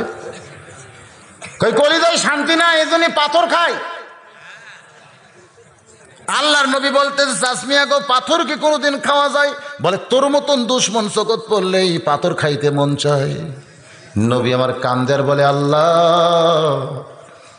কোনোদিন কাউরে খারাপ ভাবলাম না, কোনোদিন কারো খারাপ হোক আমি চাইলাম না। এরপরেও আমার দুশ্মন বলেছে, আমি কিছুই মনে করি নাই। তুমি জানো কিছুই মনে করো না। আল্লাহ তুমি আমার রাহমাতুল লিল আলামিন বলেছ, আমি যতক্ষণ এখানে দাঁড়িয়ে থাকবো কোনো গজব যেন আবু জেহেলকে না ধরে। জোরে কর সুবহানাল্লাহ। আল্লাহ রে, আমারে বলছে, তোমারে তো বলে নাই। তুমি রাগ করো না, আমি কিন্তু খুশি আছি, খবরদার গজব দিও না। নবী আমার কান্দের বলে, চাচমিয়া গো, পাথর কি কোনোদিন খাওয়া যায়? আবু জেহেল বলতেছে, মনে কষ্ট থাকলে মানুষ পাথরই খায়। এই বলে যখন বড়ই মুখো দিছে, দাঁত দাবাইতে গিয়ে দেখে হাতের বড়ইয়ের বোতল, বড়ই নাই, বড়র কয়েকটা পাথর হয়ে গেছে। আবু জেহেল তাকায় দেখে গাছের মধ্যে যতগুলো বড়ই ছিল সমস্ত বড়ইগুলো পাথর হয়ে গেছে। আবু জেহেল চিল্লায় বলে, জাদুকর কোন মন্ত্র পড়লি যার কারণে আমার হাতের পাথর গাছের বড়ইগুলো সব পাথর হয়ে গেল? বল রে বল, কি মন্ত্র তুই পড়লি? আল্লাহর নবী বলে, চাচমিয়া গো, কোন মন্ত্রে বড়ইগুলো পাথর হলো যদি জানতে চান তাহলে একবার গাছের পাতার দিকে তাকায় দেখেন। আবু জেহেল গাছের পাতার দিকে তাকায় দেখে প্রত্যেকটা পাতার ভিতরে যেন লেখা আছে লা ইলাহা ইল্লাল্লাহু মুহাম্মাদুর রাসূলুল্লাহ। সকলে বলি সাল্লাল্লাহু আলাইহি সাল্লাম। নবী বলতেছেন, চাচমি আগে একটা বার বলেন ওই গাছের পাতার মধ্যে কি লেখা আছে। নবী একটা সুযোগ খুঁজতেছে, যদি আবু জেহেল একটা বার বলে লা ইলাহা ইল্লাল্লাহ মুহাম্মাদ রাসূলুল্লাহ তাহলে বলতে পারবো আল্লাহ আমার চাচা মুখ দিয়ে তো কলমা শরীফ পড়েছে, এই ওসিলাই তুমি তারে জান্নাত দাও। এই নিয়তে বলতে চাচমি আগো একটা বার পাতার দিকে তাকায় পড়েন তো এই পাতার মধ্যে কি জাদুর মন্ত্র লেখা আছে। আবু জেহেল বারবার তাকায়া নবীর মুখের দিকে তাকায় রাগ করে বলতেছে, বারবার যখন জানতে চান তাহলে শোনে নে, আমি বহুবার পরখ করে দেখেছি গাছের পাতার মধ্যে লেখা আছে উই আর তুই। উই আর তুই, উই মানে কে আর তুই মানে মোহাম্মদ। তাও জবান দিয়ে বলে না। সঙ্গে সঙ্গে নবী কান্দার বলে, চাচমিয়া গো, কি শয়তান আপনারে ধরছে? জবান খুলেও একটা বার আপনি বললেন না। সঙ্গে সঙ্গে আবু জেহেলের এতই রাগ হয়েছে, যখনই কইছে কি শয়তান আপনারে ধরছে, হাতের ওই বড়ই পাথরগুলো নবীর চেহারা বরাবর নিক্ষেপ করেছে। সঙ্গে সঙ্গে কপালের মধ্যে কয়েকটা পাথর বড়ি লাগার কারণে নবীর চামড়া কেটে দর দর করে রক্ত বের হইয়া যায়। নবী আমার ডান হাতখানা দিয়া রক্ত চেপে ধরে মনে করতেছে, যদি আমি খাদিজার কাছে যাই খাদিজা বড় কষ্ট পাবে, বরং আমি আল্লাহর ঘরের কাছে ওই কাবার পাশে গিয়া নবী আমার কাঁদতেছে আর বলতেছে, আল্লাহ আমার কপাল কেটে গেছে বলে আমি মন খারাপ করি নাই, তুমি আবু জেহেলের উপরে মন খারাপ করো না। আল্লাহ আমার রক্ত জমিনে পড়ে নাই, আমার রক্ত সব হাতের মধ্যে নিয়ে আসি, আল্লাহ মেহেরবানি করে তুমি তারে হেদাত দাও। আল্লাহ আমার কাজ হলো দাওয়াত দেওয়া, তোমার কাজ হলো হেদাত দেওয়া। আমি দাওয়াত দিতে কমতি করি নাই, তুমি যে কেন হেদাত দাও না আমি বুঝি না। এমন করে নবী কাঁদতে কাঁদতে সকালবেলায় ওই কাবার 500 দিয়া একটা মেয়ে মানুষ যায়। যাওয়ার সময় নবীর কপালে রক্ত দেখে আর স্থির থাকতে পারে নাই। ওই মেয়েটা হলো আমির হামজার দাসী।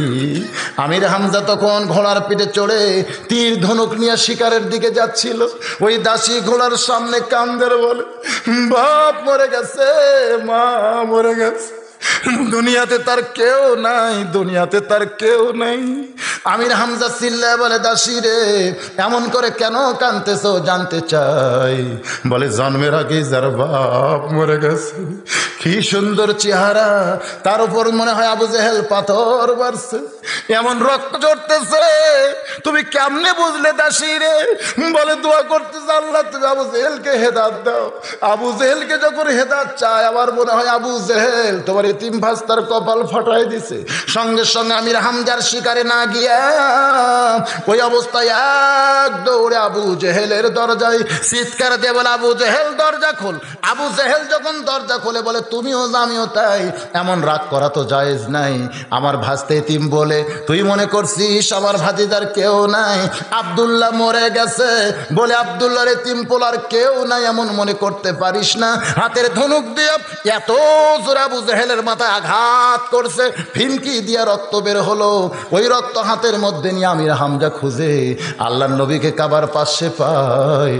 2 হাত বাড়ায় বলতেছে, বেটা রে আয় আয়, তোরে যে মারছে বাবা, তার কপাল ফাটায় রক্ত আমার হাতের মধ্যে আনছি, আয় আয় যে আবু জেহেল তোরে মারছে আমিও তারে মারছি বাবা।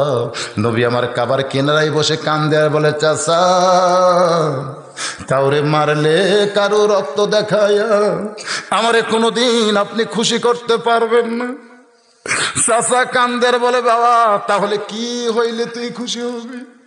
বলে কাউরে মারলে কারো রক্ত দেখলে আমি খুশি হই না, আমি খুশি তখনই হব যখন আপনি দুনিয়ার সমস্ত ভুলে গিয়া আল্লাহ রাসূলকে কবুল করে নিবেন। সঙ্গে সঙ্গে আমির হামজা বলতেছে, এইটাই যদি তোর চাওয়া হয় রে বাবা, তাহলে আর আমি দূরে থাকবো না। আজ থেকে দুনিয়ার সমস্ত বাতিল দলকে বাদ দিয়া তোর দলকে কবুল করার জন্য আমি ঘোষণা করে দিলাম, আশহাদু আল্লা ইলাহা ইল্লাল্লাহু ওয়াহদাহু লা শারীকা লা ওয়া আশহাদু আন্না মুহাম্মাদান আবদুহু ওয়া রাসূলুহু। আমির হামজা যখন দুই কানা হাত বাড়াইছে, আল্লাহর নবী এক দৌড়ে এসে চাচার বুকের মধ্যে মাথা ঢুকায় বলতেছে, বাবা।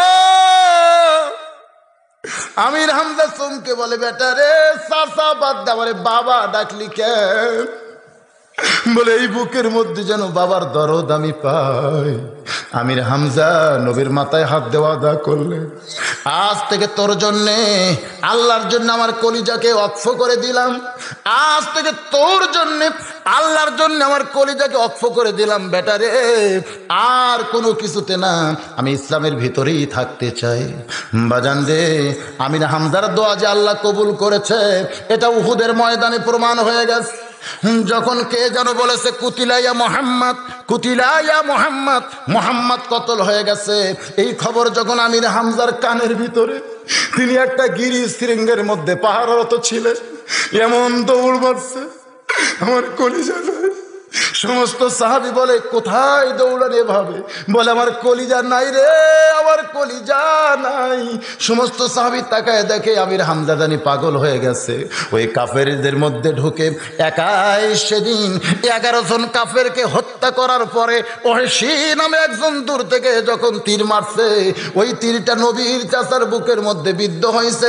হিন্দা নামে একটা মহিলা এসে ওই চাচার বুকটা চিরে কলিজা বের করে, ওই কলিজা সাবায়া সাবায়া, কান কাইটা, জিব্বা কাইটা, নাক কাইটা, ওই হেন্দা মালা বানায়া যখন ওই চাচার কলিজার সামনে ফেলে দিয়ে যায় উহুদের ময়দানে। এই ঘটনা সবারই জানা আছে ভাই। নবী আমার শেষে বললেন, যারা শহীদ হইছো তাদেরকে এক নজর আমি দেখতে চাই।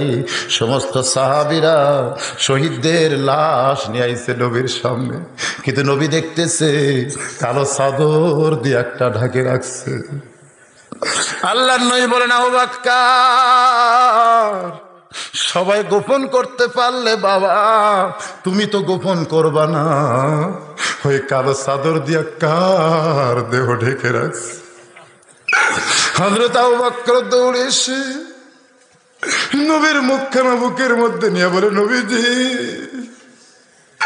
আপনার দান শহীদ হয়ে গেছে, আপনার কপালের মধ্যে কত কোড়া ঢুকেছে, এখন পর্যন্ত ক্ষতস্থান দিয়ে রক্ত ঝরতেছে। হুজুর শহীদ হয়েছে, এইটাই তো বড় কথা, আবার দেখার কারণ। আল্লাহর নবী বলেন, সাহাবীরা রে, আমার ভিতরের কলিজা কেন এত কাঁদতেছে? নবী আমার দৌড়ে গিয়ে চাদর টান দিয়ে দেখে বুকের ভিতরে একটা ছিদ্র দেখতে পায়। নবী আস্তে করে চামড়া ফাঁক করে দেখে কলিজা নাই। কোথায় কলিজা? এমন সময় সাহাবীরা ওই কলিজার টুকরা গুলো চাবানো অবস্থায় নবীর সামনে যখন নিয়ে আসে, আল্লাহর নবী ক্ষত কলিজা হাতের মধ্যে দিয়া আমার আল্লাহর ডাক দে বলে, আল্লাহ, সেই চাচা বাবার দরদ দিয়ে আমাকে বুকের মধ্যে নিয়ে কলিজা খানা অক্ষ করে দিল, আজকে সেই চাচার কলিজা আমার হাতের ভিতরে বিক্ষিপ্ত অবস্থায় দেখতে পাই। আল্লাহ ডাক দে বলে, হাবিব রে, এমন করে কাঁদবেন না, আপনার চাচাকে আমি আল্লাহ এমন কবুল করেছি, সমস্ত শহীদদের সরদার বানায়া দিয়েছি। জোরে সরে বলেন সুবহানাল্লাহ। বানানগো, যেটা বলতেছিলাম, ওয়াজ করতে করতে আমি আপনাদেরকে রাখছি এমন জায়গায়, আবার ফিরে আসবো সেই জায়গায় ভাই। কিন্তু এই মুহূর্তে দেখতে পাচ্ছি এই প্যাথেটিক সিডির ওয়াজ শোনার সঙ্গে সঙ্গে আপনাদের অনেকের চোখের কোনায় পানি এসেছে। আমার দিনের দাওয়াত দিবার গিয়া পাথরের আঘাতে যখন রক্তাক্ত হইয়া ওই জায়েদকে সঙ্গে করে যখন ফিরতেছিলেন, মক্কার কাছে এসে একটা বাবলা গাছের নিচে বসে নবী আমার অঝোর নয়নে কান্না শুরু করে দিলেন। জায়েদ বলে, নবীজি ওই তায়েফেরা যখন আপনাকে পাথর মেরেছে এমন কান্না তখন আপনাকে দেখি নাই, কিন্তু বাবলা গাছের নিচে বসে এমন করে কেন কাঁদতেছেন গো নবী, জানতে চাই। আল্লাহ নবী বলেন, জায়েদ রে, আমি মক্কায় গেলে আমার রক্ত মাখা দেহ কে ধোয়া দিবে? জায়েদ রে, যে আদরের বিবি খাদিজা সে তো আর দুনিয়াতে নাই, আমার মহব্বতের চাচা আবু তালেব সে তো আর দুনিয়াতে নাই, এই জন্য আর মক্কায় আমি যাব না। এই বাবলা গাছের নিচে বসে আমি অঝোর নয়নে কাঁদতে চাই। আমার আল্লাহ ডাকতে বলে, রে ফেরেশতারা তোরা সাক্ষী থাক, আমার নবী মক্কায় গেলে আদর করার কেউ নাই, কেউ নাই। আমি আল্লাহ তাআলা অতি সত্য আমার দোস্তকে আমার আরশে আজিম বাড়িতে নিয়ে আইসা আমার কুদরতি হাতে আদর করতে চাই। জোরে সরে বলি সুবহানাল্লাহ। এর কিছুদিন পরে আল্লাহর নবীর জীবনে সবচাইতে ওয়ারা ফানা লাকা যিকরাক, সবচাইতে উচ্চ একটি ঘটনা, সে ঘটনা হলো লাইলাতুল মিরাজ। জোরে বলে ঘটনাটা কি? ওই তায়েফের রক্তাক্ত হওয়ার পরে কঠিন কষ্টের পরে নবীর জীবনে একটা দারুণ সুসংবাদ, আল্লাহর নবীর জন্য বোরাক আইছে। জোরে কোন কি আইছে? নবী তখন কাবার পাশে ঘুম পাড়তেছিল, তখনও নবীর গায়ের ক্ষতস্থানগুলো শুকায় নাই। নবী জুব্বা পরে যখন কাবার পাশে ঘুমাইতেছিল, এমন সময় ফেরেশতা জিব্রাইল তার গালটা আল্লাহর নবীর পায়ের সঙ্গে লাগাই দিল। নবী আমার ঘুম থেকে চেতন পায়ে দেখে জিব্রাইল দাঁড়ায় আছে। নবী বললেন, জিব্রাইল ভাই, এই গভীর রাত্রে চেতন করার কারণ কি জানতে চাই? বলে, হুজুর কষ্ট যদি মনে না করেন তাহলে একটু বাইরে আসতে হবে। আল্লাহর নবীর জীবনে কত সুন্দর একটা ঘটনা। নবী আমার বাইরে গেলে জিব্রাইল জমজমের কূপের পানি দিয়ে নবীর ওযু বানায় দেয়। আল্লাহর নবী বললেন, জিব্রাইল এই গভীর রাত্রে ঘুম থেকে চেতন করে ওযু বানানোর পিছনে কারণ কি জানতে চাই? বলে, হুজুর একটু সামনে গেলেই আপনি বুঝতে পারবেন। আল্লাহর নবী সামনে গিয়ে দেখে অচেনা সুন্দর একটা প্রাণী দাঁড়ায় আছে। নবী বললেন, জিব্রাইল এই সুন্দর প্রাণী দেখানোর জন্যই বুঝি তুমি আমার ঘুম থেকে জাগায় ওযু করে প্রাণীর কাছে নিয়ে আইছো। এবার জিব্রাইল বলে, ইয়া রাসূলুল্লাহ, এইটা দুনিয়ার সাধারণ কোনো প্রাণী নয়, এই প্রাণীর নাম হইল বোরাক। এই বোরাকের পিঠে যদি আপনি চড়েন, বোরাক আপনাকে আল্লাহর বাড়ি আরশে আজিম পৌঁছায়া দিবে। জোরে কন্যা সুবহানাল্লাহ। আল্লাহর বাড়ি আরশে আজিম বোরাক আপনাকে পৌঁছায় দিবে। নবী বললেন, জিব্রাইল ভাই এই দুনিয়া থেকে আল্লাহর বাড়ি কত দূর জানতে চাই? জিব্রাইল বললেন, হুজুর যার কোনো হিসাব, কোনো ক্যালকুলেটারে কোনো কেউ করতে পারবে না। তবে এক আসমান থেকে এক আসমান আলোকবর্ষের কত আলোকবর্ষ এখন পর্যন্ত বিজ্ঞানের হিসাব করতে পারে নাই। তাহলে তার 7 আসমানের উপরে হলো আল্লাহর বাড়ি আরশে আজিম, সেখানে বোরাক আপনাকে নিয়ে যাবে। নবী বললেন, জিব্রাইল কত বছর লাগবে? বলে, হুজুর এমন দ্রুত গতি সম্পন্ন একটা প্রাণী, এর পিঠে চড়ার সঙ্গে সঙ্গেই আপনি আল্লাহর বাড়ি পৌঁছে যাবেন। আল্লাহর নবী বোরাকের কাছে এসে ডান হাতখানা বোরাকের পিঠে দিয়ে চোখের পানি বের করে কান্না শুরু করলেন। জিবরাইল বলে, ইয়া রাসূলুল্লাহ, এত সুন্দর প্রাণী বুঝি আপনার পছন্দ হয়নি হুজুর, এমন করে কেন কাঁদতেছেন জানতে চাই। আল্লাহর নবী বলেন, জিবরাইল যেই বোরাকের পিঠে চললে বোরাক আমাকে আল্লাহর বাড়ি আরশে আজিম পৌঁছায় দিবে। তাহলে এই বোরাক খুব দ্রুত গতি সম্পন্ন একটা যানবাহন। এই বোরাক দেখার সঙ্গে সঙ্গে আমার পুলসিরাতের কথা বারবার মনে হইয়া যায়। জিবরাইল বলে, ইয়া রাসূলুল্লাহ, আপনি হলেন আল্লাহর দোস্ত, ওই পুলসিরাতের কথা মনে করে আপনি কেন কাঁদতেছেন? নবী বলেন, জিবরাইল ভাই 30,000 বছরের পুলসিরাত আমার গুনাহগার উম্মত কেমনে পাড়ি দিবে? এই বোরাক দেখার পরে আমার এই গুনাহগার উম্মতের কথা মনে হচ্ছে আর পুলসিরাতের কথা মনে হয়। আল্লাহ যদি এমন করে একটা বোরাক আমার গুনাহগার উম্মতের জন্য পুলসিরাতের গোড়ায় দিত, আমার উম্মতেরা বোরাকের পিঠে চড়ে বিজলি আকারে পুলসিরাত পাড়ি দিত। জিবরাইল বলে, ইয়া রাসূলুল্লাহ, এইটা মামার বাড়ির আবদার না, কোন নবীর জন্য আল্লাহ যেই বোরাক তৈরি করে নাই, শুধু আপনার জন্যই তৈরি করেছে। আর আপনি সেই বোরাক গুনাহগার উম্মতের জন্য পুলসিরাতের গোড়ায় চাবেন। আমার মনে হয় এই চাওয়া আল্লাহ আপনার পুরা করবে না। তারিক ইবনে হিশামের মধ্যে, ইবনে ইসহাক সিরাত রাসূলের মধ্যে ঘটনা খারাপ এইভাবে বলা হয়েছে। আল্লাহর নবী সঙ্গে সঙ্গে বোরাকের কাছ থেকে 11 গজ দূরে গিয়ে মাটির দিকে তাকায় চোখের পানি বের করে বলতেছে, জিবরাইল, ঠেকা আমার না রে, ঠেকা আমার না, ঠেকা হলো তোমার আল্লাহর। তোমার আল্লাহ তাআলা বোরাক পাঠাইছে আমাকে তার বাড়িতে নিয়ে যাওয়ার জন্যে, আমার গুনাহগার উম্মতের জন্য এমন করে একটা বোরাক যদি পুলসিরাতের গোড়ায় আল্লাহ বাজেট না করে, আমি বোরাকের পিঠে চড়বই না, আমি বোরাকের পিঠে চড়বই না, আমি বোরাকের পিঠে চড়বই না। জিবরাইল থরথর করে কাঁপতেছে, আজকে না জানি আল্লাহ নবীর মধ্যে কি হয়। এমন সময় আল্লাহ ডাক দেয়, বলে জিবরাইল, আমি আমার দোস্তকে এতই ভালোবাসি, আর আমার দোস্ত গুনাহগার উম্মতকে ভালোবাসে। এই ভালোবাসার মধ্যে ভালোবাসা ঢুকে গিয়া আমি আল্লাহ তাআলা ঘোষণা করে দিলাম, তার গুনাহগার উম্মতের জন্য এমন করে একটা বোরাক আমি পুলসিরাতের গোড়ায় বাজেট করে আমার দোস্তকে আমার বাড়িতে আমি নিয়ে আসতে চাই। এই জন্য আল্লাহ বলেছেন, লাকাদ কানা লাকুম ফি রাসূলিল্লাহি উসওয়াতুন হাসানা। সফলতা যদি অর্জন করতে চাও, তাহলে দুনিয়ার সমস্ত নেতাকে বাদ দিয়া একমাত্র মুহাম্মদ রাসূলকে তোমাদের আদর্শের নেতা মেনে নাও, যে নেতা আল্লাহর বাড়িতে যাওয়ার সময় আমাদের মতন গুনাহগার উম্মতকে ভোলে না। আজকে কি নেতা আমাদের ভোট নিয়ে যখন সংসদে যায়, আমাদের কথা বলার কথা খেয়ালই থাকে না। অনেক নেতা আছে না নাই, জোরে কোন আছে না নাই? কিন্তু যিনি আমাদের নবী বিশ্ব নেতা, তিনি দেখেন বোরাকের পিঠে চলে আল্লাহর বাড়ি যাওয়ার সময় আমাদের কথা ভোলে নাই। বাজান গো, নবীর জীবনের সবচাইতে একটা উত্তম ঘটনা এই মক্কার জীবনের মধ্যে চলেছে। এরপরে নবী আমার হিজরত করেছে মদিনায়। জোরে কোন হিজরত করেছে কোথায়? আল্লাহর নবী হিজরত করে মদিনায় চলে আসলেন। মদিনায় আসার পরে নবী আমার হিজরতের ঘটনা যদি আপনাদের শোনাতে চাই, তাহলে কয়েক ঘন্টা সময় লাগবে, দরকার নাই, সকলেরই জানা আছে। আমি শুধু গোটা নবীকে আপনাদেরকে জানানোর জন্য বলতেছি, কারণ আজকের সাবজেক্টটাই হলো ফাত্তাবিউনি, আমার নবীকে অনুসরণ করতে হবে। নবী আমার মক্কা থেকে মদিনায় এসে একটা মসজিদ বানাইলেন, যে মসজিদের নাম হলো মসজিদে কুবা। জোরে কোন নাম কি? কেন মসজিদ বানাইলেন? লাইলাতুল মেরাজে আল্লাহর কাছে গিয়া নবী আমার কয় ওয়াক্ত নামাজ পাইলেন? জোরে কোন কয় ওয়াক্ত নামাজ পাইলেন? আজকাল আমরা অনেক সময় এরকম ওয়াজ শুনতে পাই, নবী যখন নামাজ নিয়ে আসতেছিলেন, মুসা নবীর সঙ্গে দেখা হয়েছে। মুসা নবী বলতেছে, ওগো আল্লাহর নবীর, আপনি তো নামাজ নিয়ে যাচ্ছেন, কয় ওয়াক্ত নামাজ? নবী বলতেছেন 50 ওয়াক্ত। ভাই মুসা বলতেছে, আপনার উম্মতেরা 50 ওয়াক্ত নামাজ পড়তে পারবে না, আপনি আবার আল্লাহর কাছে ফিরে যান। নবী আবার আল্লাহর কাছে ফিরে গেল, আল্লাহ আবার 25 ওয়াক্ত নামাজ দিল।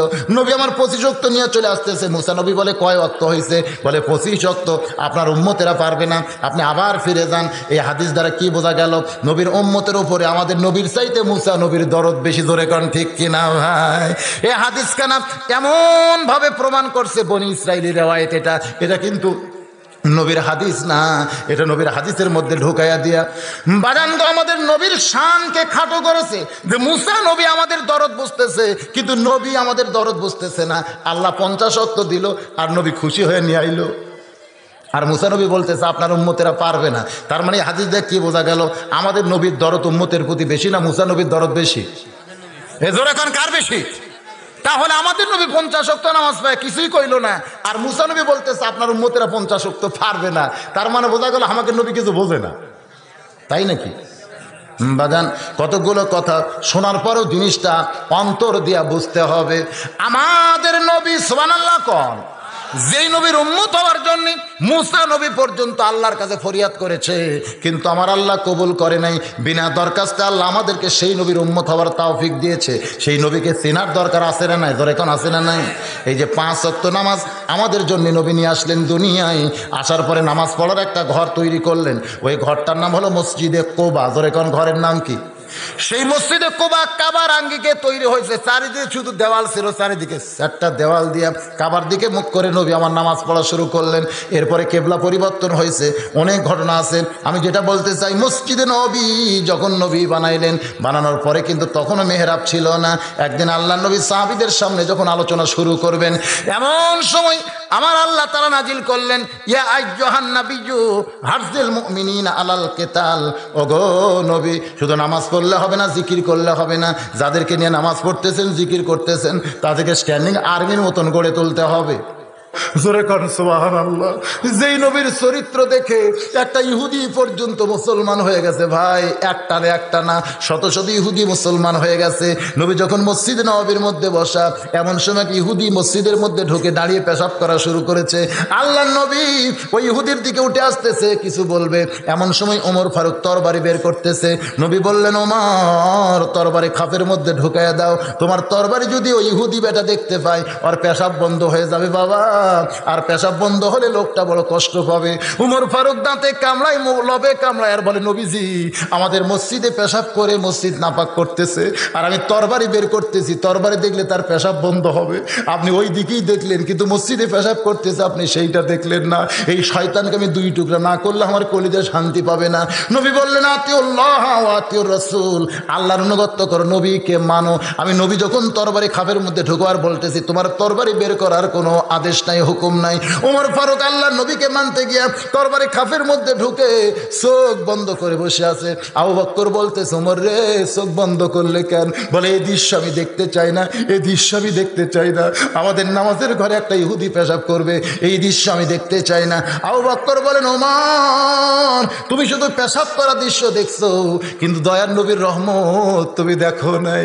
দেখো নবী আমার কি জন্য ইহুদির কাছে যায়। আবু বকরকে আল্লাহ এমন কিছু বুঝ দিছে যেই বুঝটা নবীর কোন সাহাবীর মধ্যে আল্লাহ দেয় নাই। এই জন্য নবী বলতেন আল্লাহর পরে এই দুনিয়াতে কেউ যদি আমার দোস্ত থাকে, এই দোস্তের নাম হইল আবু বকর সিদ্দিক। জোরে সরে কান সুবহানাল্লাহ।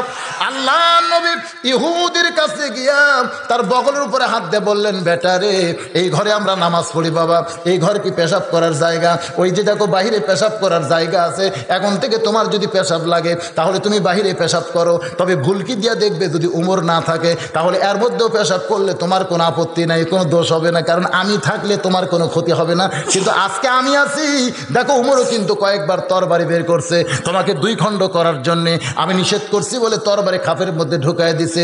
আজকে যদি আমি না থাকতাম তাহলে এতক্ষণ তুমি দুই টুকরা হয়ে যাইতা। আমি আসি বলে তুমি এখন পর্যন্ত দাঁড়িয়ে আছো। ইহুদি উমরের দিক না তাকায়া আল্লাহর নবীর দিকে তাকায়া, তা গাছের গোড়া কাটলে গাছটা যেমন ঠাস করে পড়ে যায় এমন করে ঠাস করে নবীর দুইটা পায়ের মধ্যে পড়ে। বলে নবীজি আমি এতদিন শুনেছি আপনি রাহমাতুল লিল আলামিন, গোটা বিশ্বজগতের রহমত।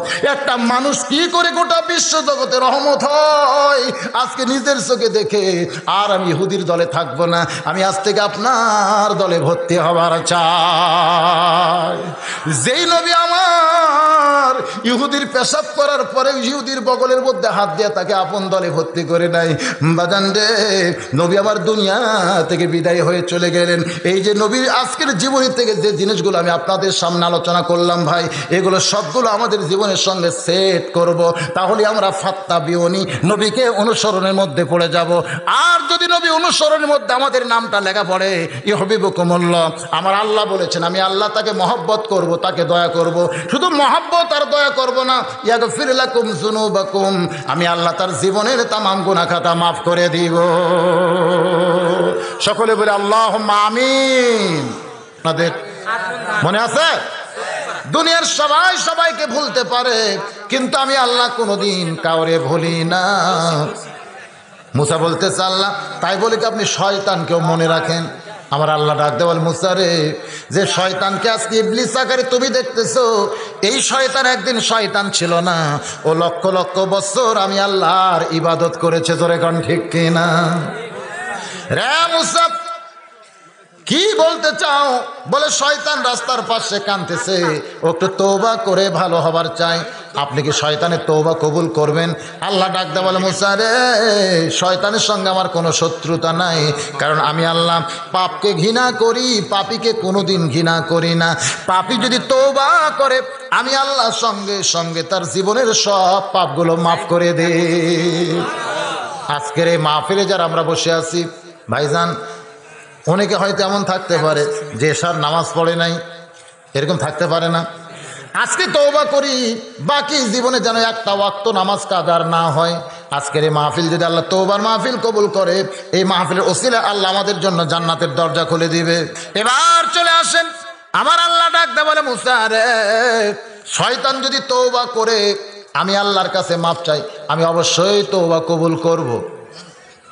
মুসা বলতেছে আল্লাহ আমার বাবা আদম একটা ভুল করার কারণে 350 বছর তুমি তারে কাঁদাইছো। কত বছর? একটা ভুল করার কারণে। আর শয়তান তো ভুল করে নাই, শয়তান করছে অপরাধ। আপনারা বলেন তো শয়তানের ভুল না অপরাধ? আর আদমের? এই জিনিসটা বোঝা লাগবে, ভুল কারে কয় আর অপরাধ কারে কয়, এটা আপনারা বোঝেন? অপরাধ আর ভুলের তফাৎ হলো, অপরাধ করার পরে যে মাফ চায়, অনুশোচনা করে, এটা হলো ভুল। আর অপরাধ করার পরে বলে কিসের অপরাধ?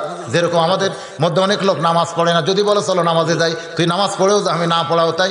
এরা হলো ইবলিসের বড় ভাই, জোরে কোন ঠিক কিনা? নামাজ পড়ে না, এরপরেও বলে তুই নামাজ পড়েও যা, আমি না পড়েও তাই।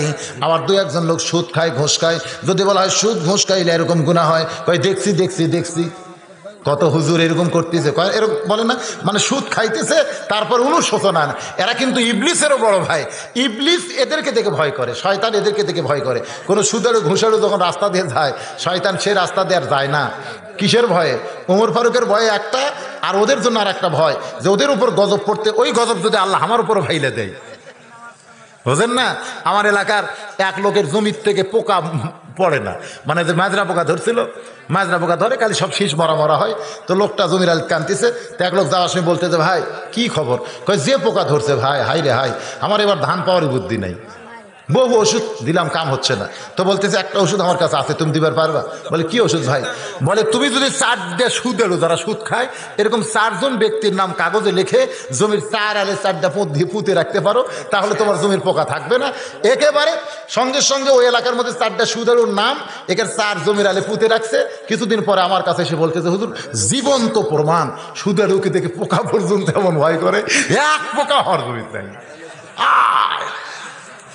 যারা সুদ খায়, আমি কইলাম যাদের নাম লিখলা তারা কেমন সুদ খায়? বলে গ্রামীণ ব্যাংকে যারা কিস্তি নিছে এরাও তো সুদ দেওয়ার মধ্যে আছে। আসলে আছে না নাই? একটা হলো দেওয়া আর একটা হলো খাওয়া। আমি কইলাম তুমি খাওয়ারটা লিখছো না দেওয়ারটা লিখছো? বলে হুজুর দেওয়ারটা আমি দিয়েছিলাম, কাম খুব একটা হয় না, কিন্তু যারা খায় তাদের নাম দিলে কাম সঙ্গে সঙ্গে হয়। দেওয়ারটা দিলে কাম খুব একটা হয় না, হয় কিন্তু খুব একটা হয় না। কিন্তু যারা খায় খালি দেওয়া মাত্র। আপনারা এখন থেকে ডাইমকরণ কিনবেন না, খালি সুদ আলুকের নাম প্রকার করে জমির 4 আলে পুঁতে রাখবেন, দেখবেন কি প্রমাণ।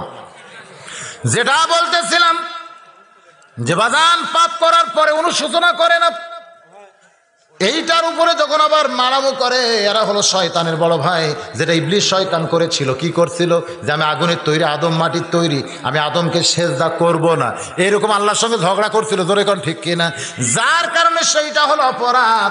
মুসা আলাইহিস সালাম বলে আল্লাহ আমার বাবা আদম একটা ভুল করার কারণে 350 বছর তুমি তারে কাঁদাইছো, আর ইবলিস অপরাধ করার কারণে কয় হাজার বছর তারে কাঁদতে হবে।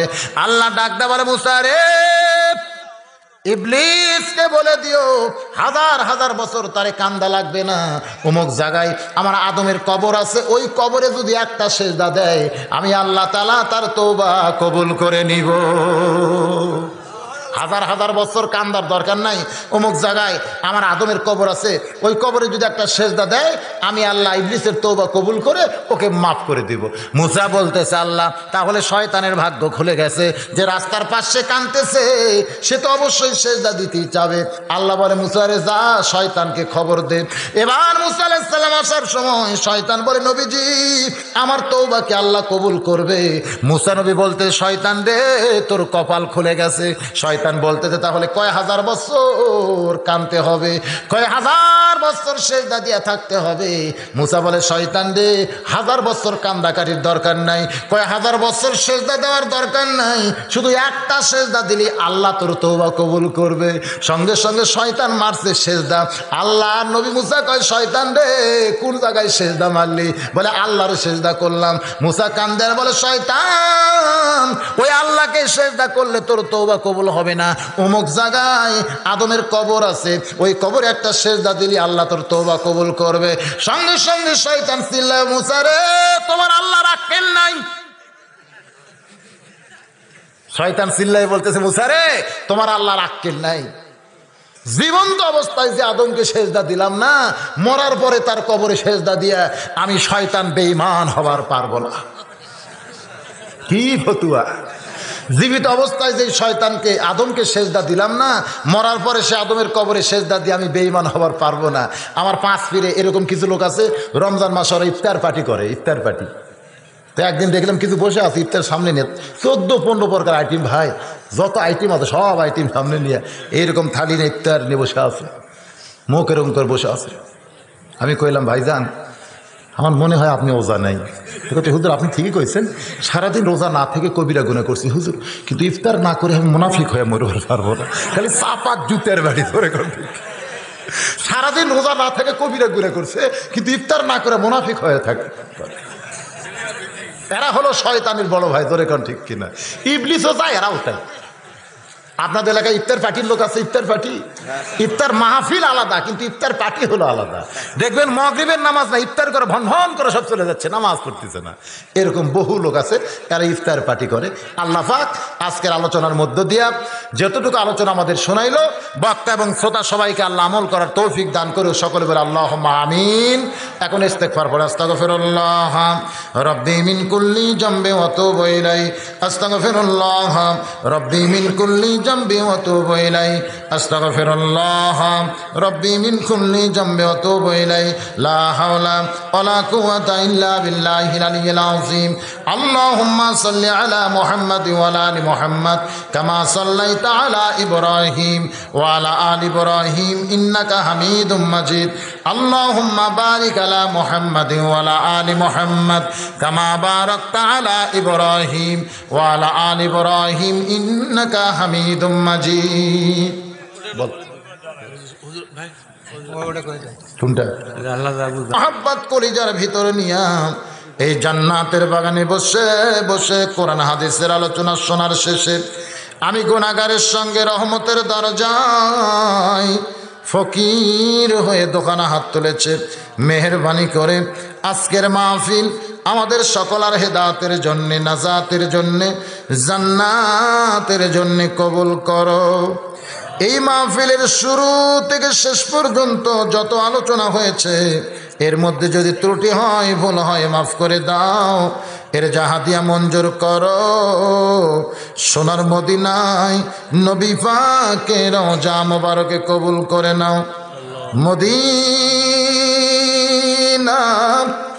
কত সুন্দর নাম মদিনা, মদিনার মানুষটা যে কত সুন্দর। চাঁদ ভরা মুখকেও যদি একবার দেখতে পায়, তার জন্য জাহান্নামের আগুন হারাম হইয়া যায়। মাবুদ, এই দরদি নবী আজকে মদিনায় আমাদের জন্য রব্বি হাবলি উম্মতি বলে কাঁদতেছে, কিন্তু সেই নবীর জন্যে আমাদের কলিজা কান্দে না। জাহাদিয়া মঞ্জুর করো, এই নবীজির রওজা মোবারকে কবুল করো। তামাম আম্বিয়ায়ে কেরাম, আসহাবে কেরাম, তাবিনে কেরাম, তাবা তাবিনে কেরাম, আউলায়ে কেরাম, পীর মাশায়েখ, বুজুর্গানে কেরাম, তামাম পৃথিবীর মাটির নিচে যত মুমিন মুমিনা আছে আল্লাহ সকলের পরে হাদিয়া কবুল করো। আমরা যারা হাত তুলেছি, আমাদের মধ্যে যাদের মা নাই দুনিয়ায়, ছোট্ট একটি শব্দ হলো মা। এই নামের মধ্যে যে কি মধু, যাদের মা নাই তারাই বুঝতেছে। মায়ের এক ফোঁটা দুধের দাম, কাটিলে গায়েরই চাম, পার জুতা বানাইলে ঋণের শোধ হবে না। এমন দরদি হবে কেউ হবে না আমার মা গো। এই দরদের মা আজকে যাদের কবর গেছে আল্লাহ, এই মায়ের কবর জান্নাতের টুকরা বানিয়ে দাও। বাবার যে কি দয়া, নিজে বাবা না হইলে কোনো দিন বুঝে আসে না। বাবার বাড়ি ঘর সবই আছে, আজকে যাদের বাবা এতিম হয়ে কবরে গেছে, মেহেরবানি করে বাবার কবর জান্নাতের টুকরা বানিয়ে দাও। আমাদের দাদা দাদি, নানা নানি, আত্মীয় স্বজন, শ্বশুর শাশুড়ি যারা কবরে গেছে আল্লাহ মেহেরবানি করে সকলার কবরকে জান্নাতের টুকরা বানিয়ে দাও। ও দরদি আল্লাহ, এই চাকল মাহফিজ মাদ্রাসা করতে আয়োজিত বাৎসরিক ইসলামী জলসা ইসালে সব মাহফিলে তোমার যতগুলো বান্দা নগদে বাকিতে দান করেছে, আজকের 19 জন বান্দা মাসে 100 বছরে 1200 টাকা দান করার দাতার সদস্য হয়েছে। আল্লাহ তাআলা সকলের দানগুলোকে জান্নাতের জন্যে হে আল্লাহ কবুল করো। কঠিন মুসিবতের সময় হযরত ওসমান গনির সঙ্গে সবাইকে জান্নাত দিও। আমার মা বোনেরা পর্দার অন্তরালে বসে বসে আবার শুনেছে, দান করেছে আবেদা সালিহা, পর্দা নিশি কবুল করে মা ফাতেমার সঙ্গে তাদের জান্নাত দিও। এতগুলো মানুষের মধ্যে যার দুইখানা হাত পছন্দ হয় সে দু হাতের ওসিলা আজকের মাহফিলকে কবুল করো। এই মাদ্রাসার সভাপতি, সেক্রেটারি, কেশিয়ার সদস্য যারা এই মাদ্রাসার এই মাহফিল করতে গিয়া তোমার যেই বান্দাগুলো কষ্ট করলো, মেহনত করলো, আল্লাহ সবাইকে ইমানে আমলে জান্নাতি কবুল করো। দুইজনের মাথায় পাগড়ি পরানো হলো, হক্কানে হাফেজ আলিম হিসাবে কবুল করো। 30 পারা কোরআন সিনার মধ্যে সবসময় তুমি হেফাজত রেখো আল্লাহ। মাবুদ রে, কত মানুষের জানাজার নামাজ আমরা পড়েছি, এই দুই হাত দিয়া কত কবরে মাটি দিয়েছি, এই দুই হাত দিয়া কত লাশ অন্ধকার কবরে নামাইছি। একদিন মরে যাব, আমরা সবাই মরে যাব। যেদিন আমাদের মৃত্যু হবে দিনটা যেন জুমার দিন হয়, যে মাসে মৃত্যু হবে মাসটা যেন রমজান মাস হয়। ইমানের সাথে ইজ্জতের সাথে মুসলমান হয়ে এ দুনিয়া থেকে যেন বিদায় নিতে পারে। আল্লাহ আমাদের সকলার জন্য কবুল করো। কে কোন নিয়তে হাত তুলেছে আল্লাহ সকলের নেক নিয়ত নেক আশাকে পুরা করে দাও। গোটা বিশ্বে মুসলমান বড় বিপদে আছে আল্লাহ, মুসলমানের তুমি ছাড়া কেউ নাই আল্লাহ। এই মুসলমানদের তুমি হেফাজত করো। আমার বাংলাদেশের প্রতি রহম করো, অত্র এলাকার প্রতি রহম করো, আলেম ওলামার প্রতি রহম করো। ও মাবুদ, তুমি ছাড়া আমাদের কেউ নাই। যদি তোমার দরজা থেকে আজকে খালি খালি ফিরে যেতে হয়, তুমি বলেছ আম্মা সাইলা ফালা তানহার, সাইলকারীকে ফিরান যায় না। তোমার দরজা আমরা ফকির, তুমি আমাদের কেমনে ফিরাইবা? আল্লাহ মেহেরবানি করে আমাদের সকলের জন্য দোয়া কবুল করো। আর মরণের কালে জবানের ভিতর তুমি জারি করে দিও লা ইলাহা ইল্লাল্লাহু মুহাম্মাদুর রাসূলুল্লাহ।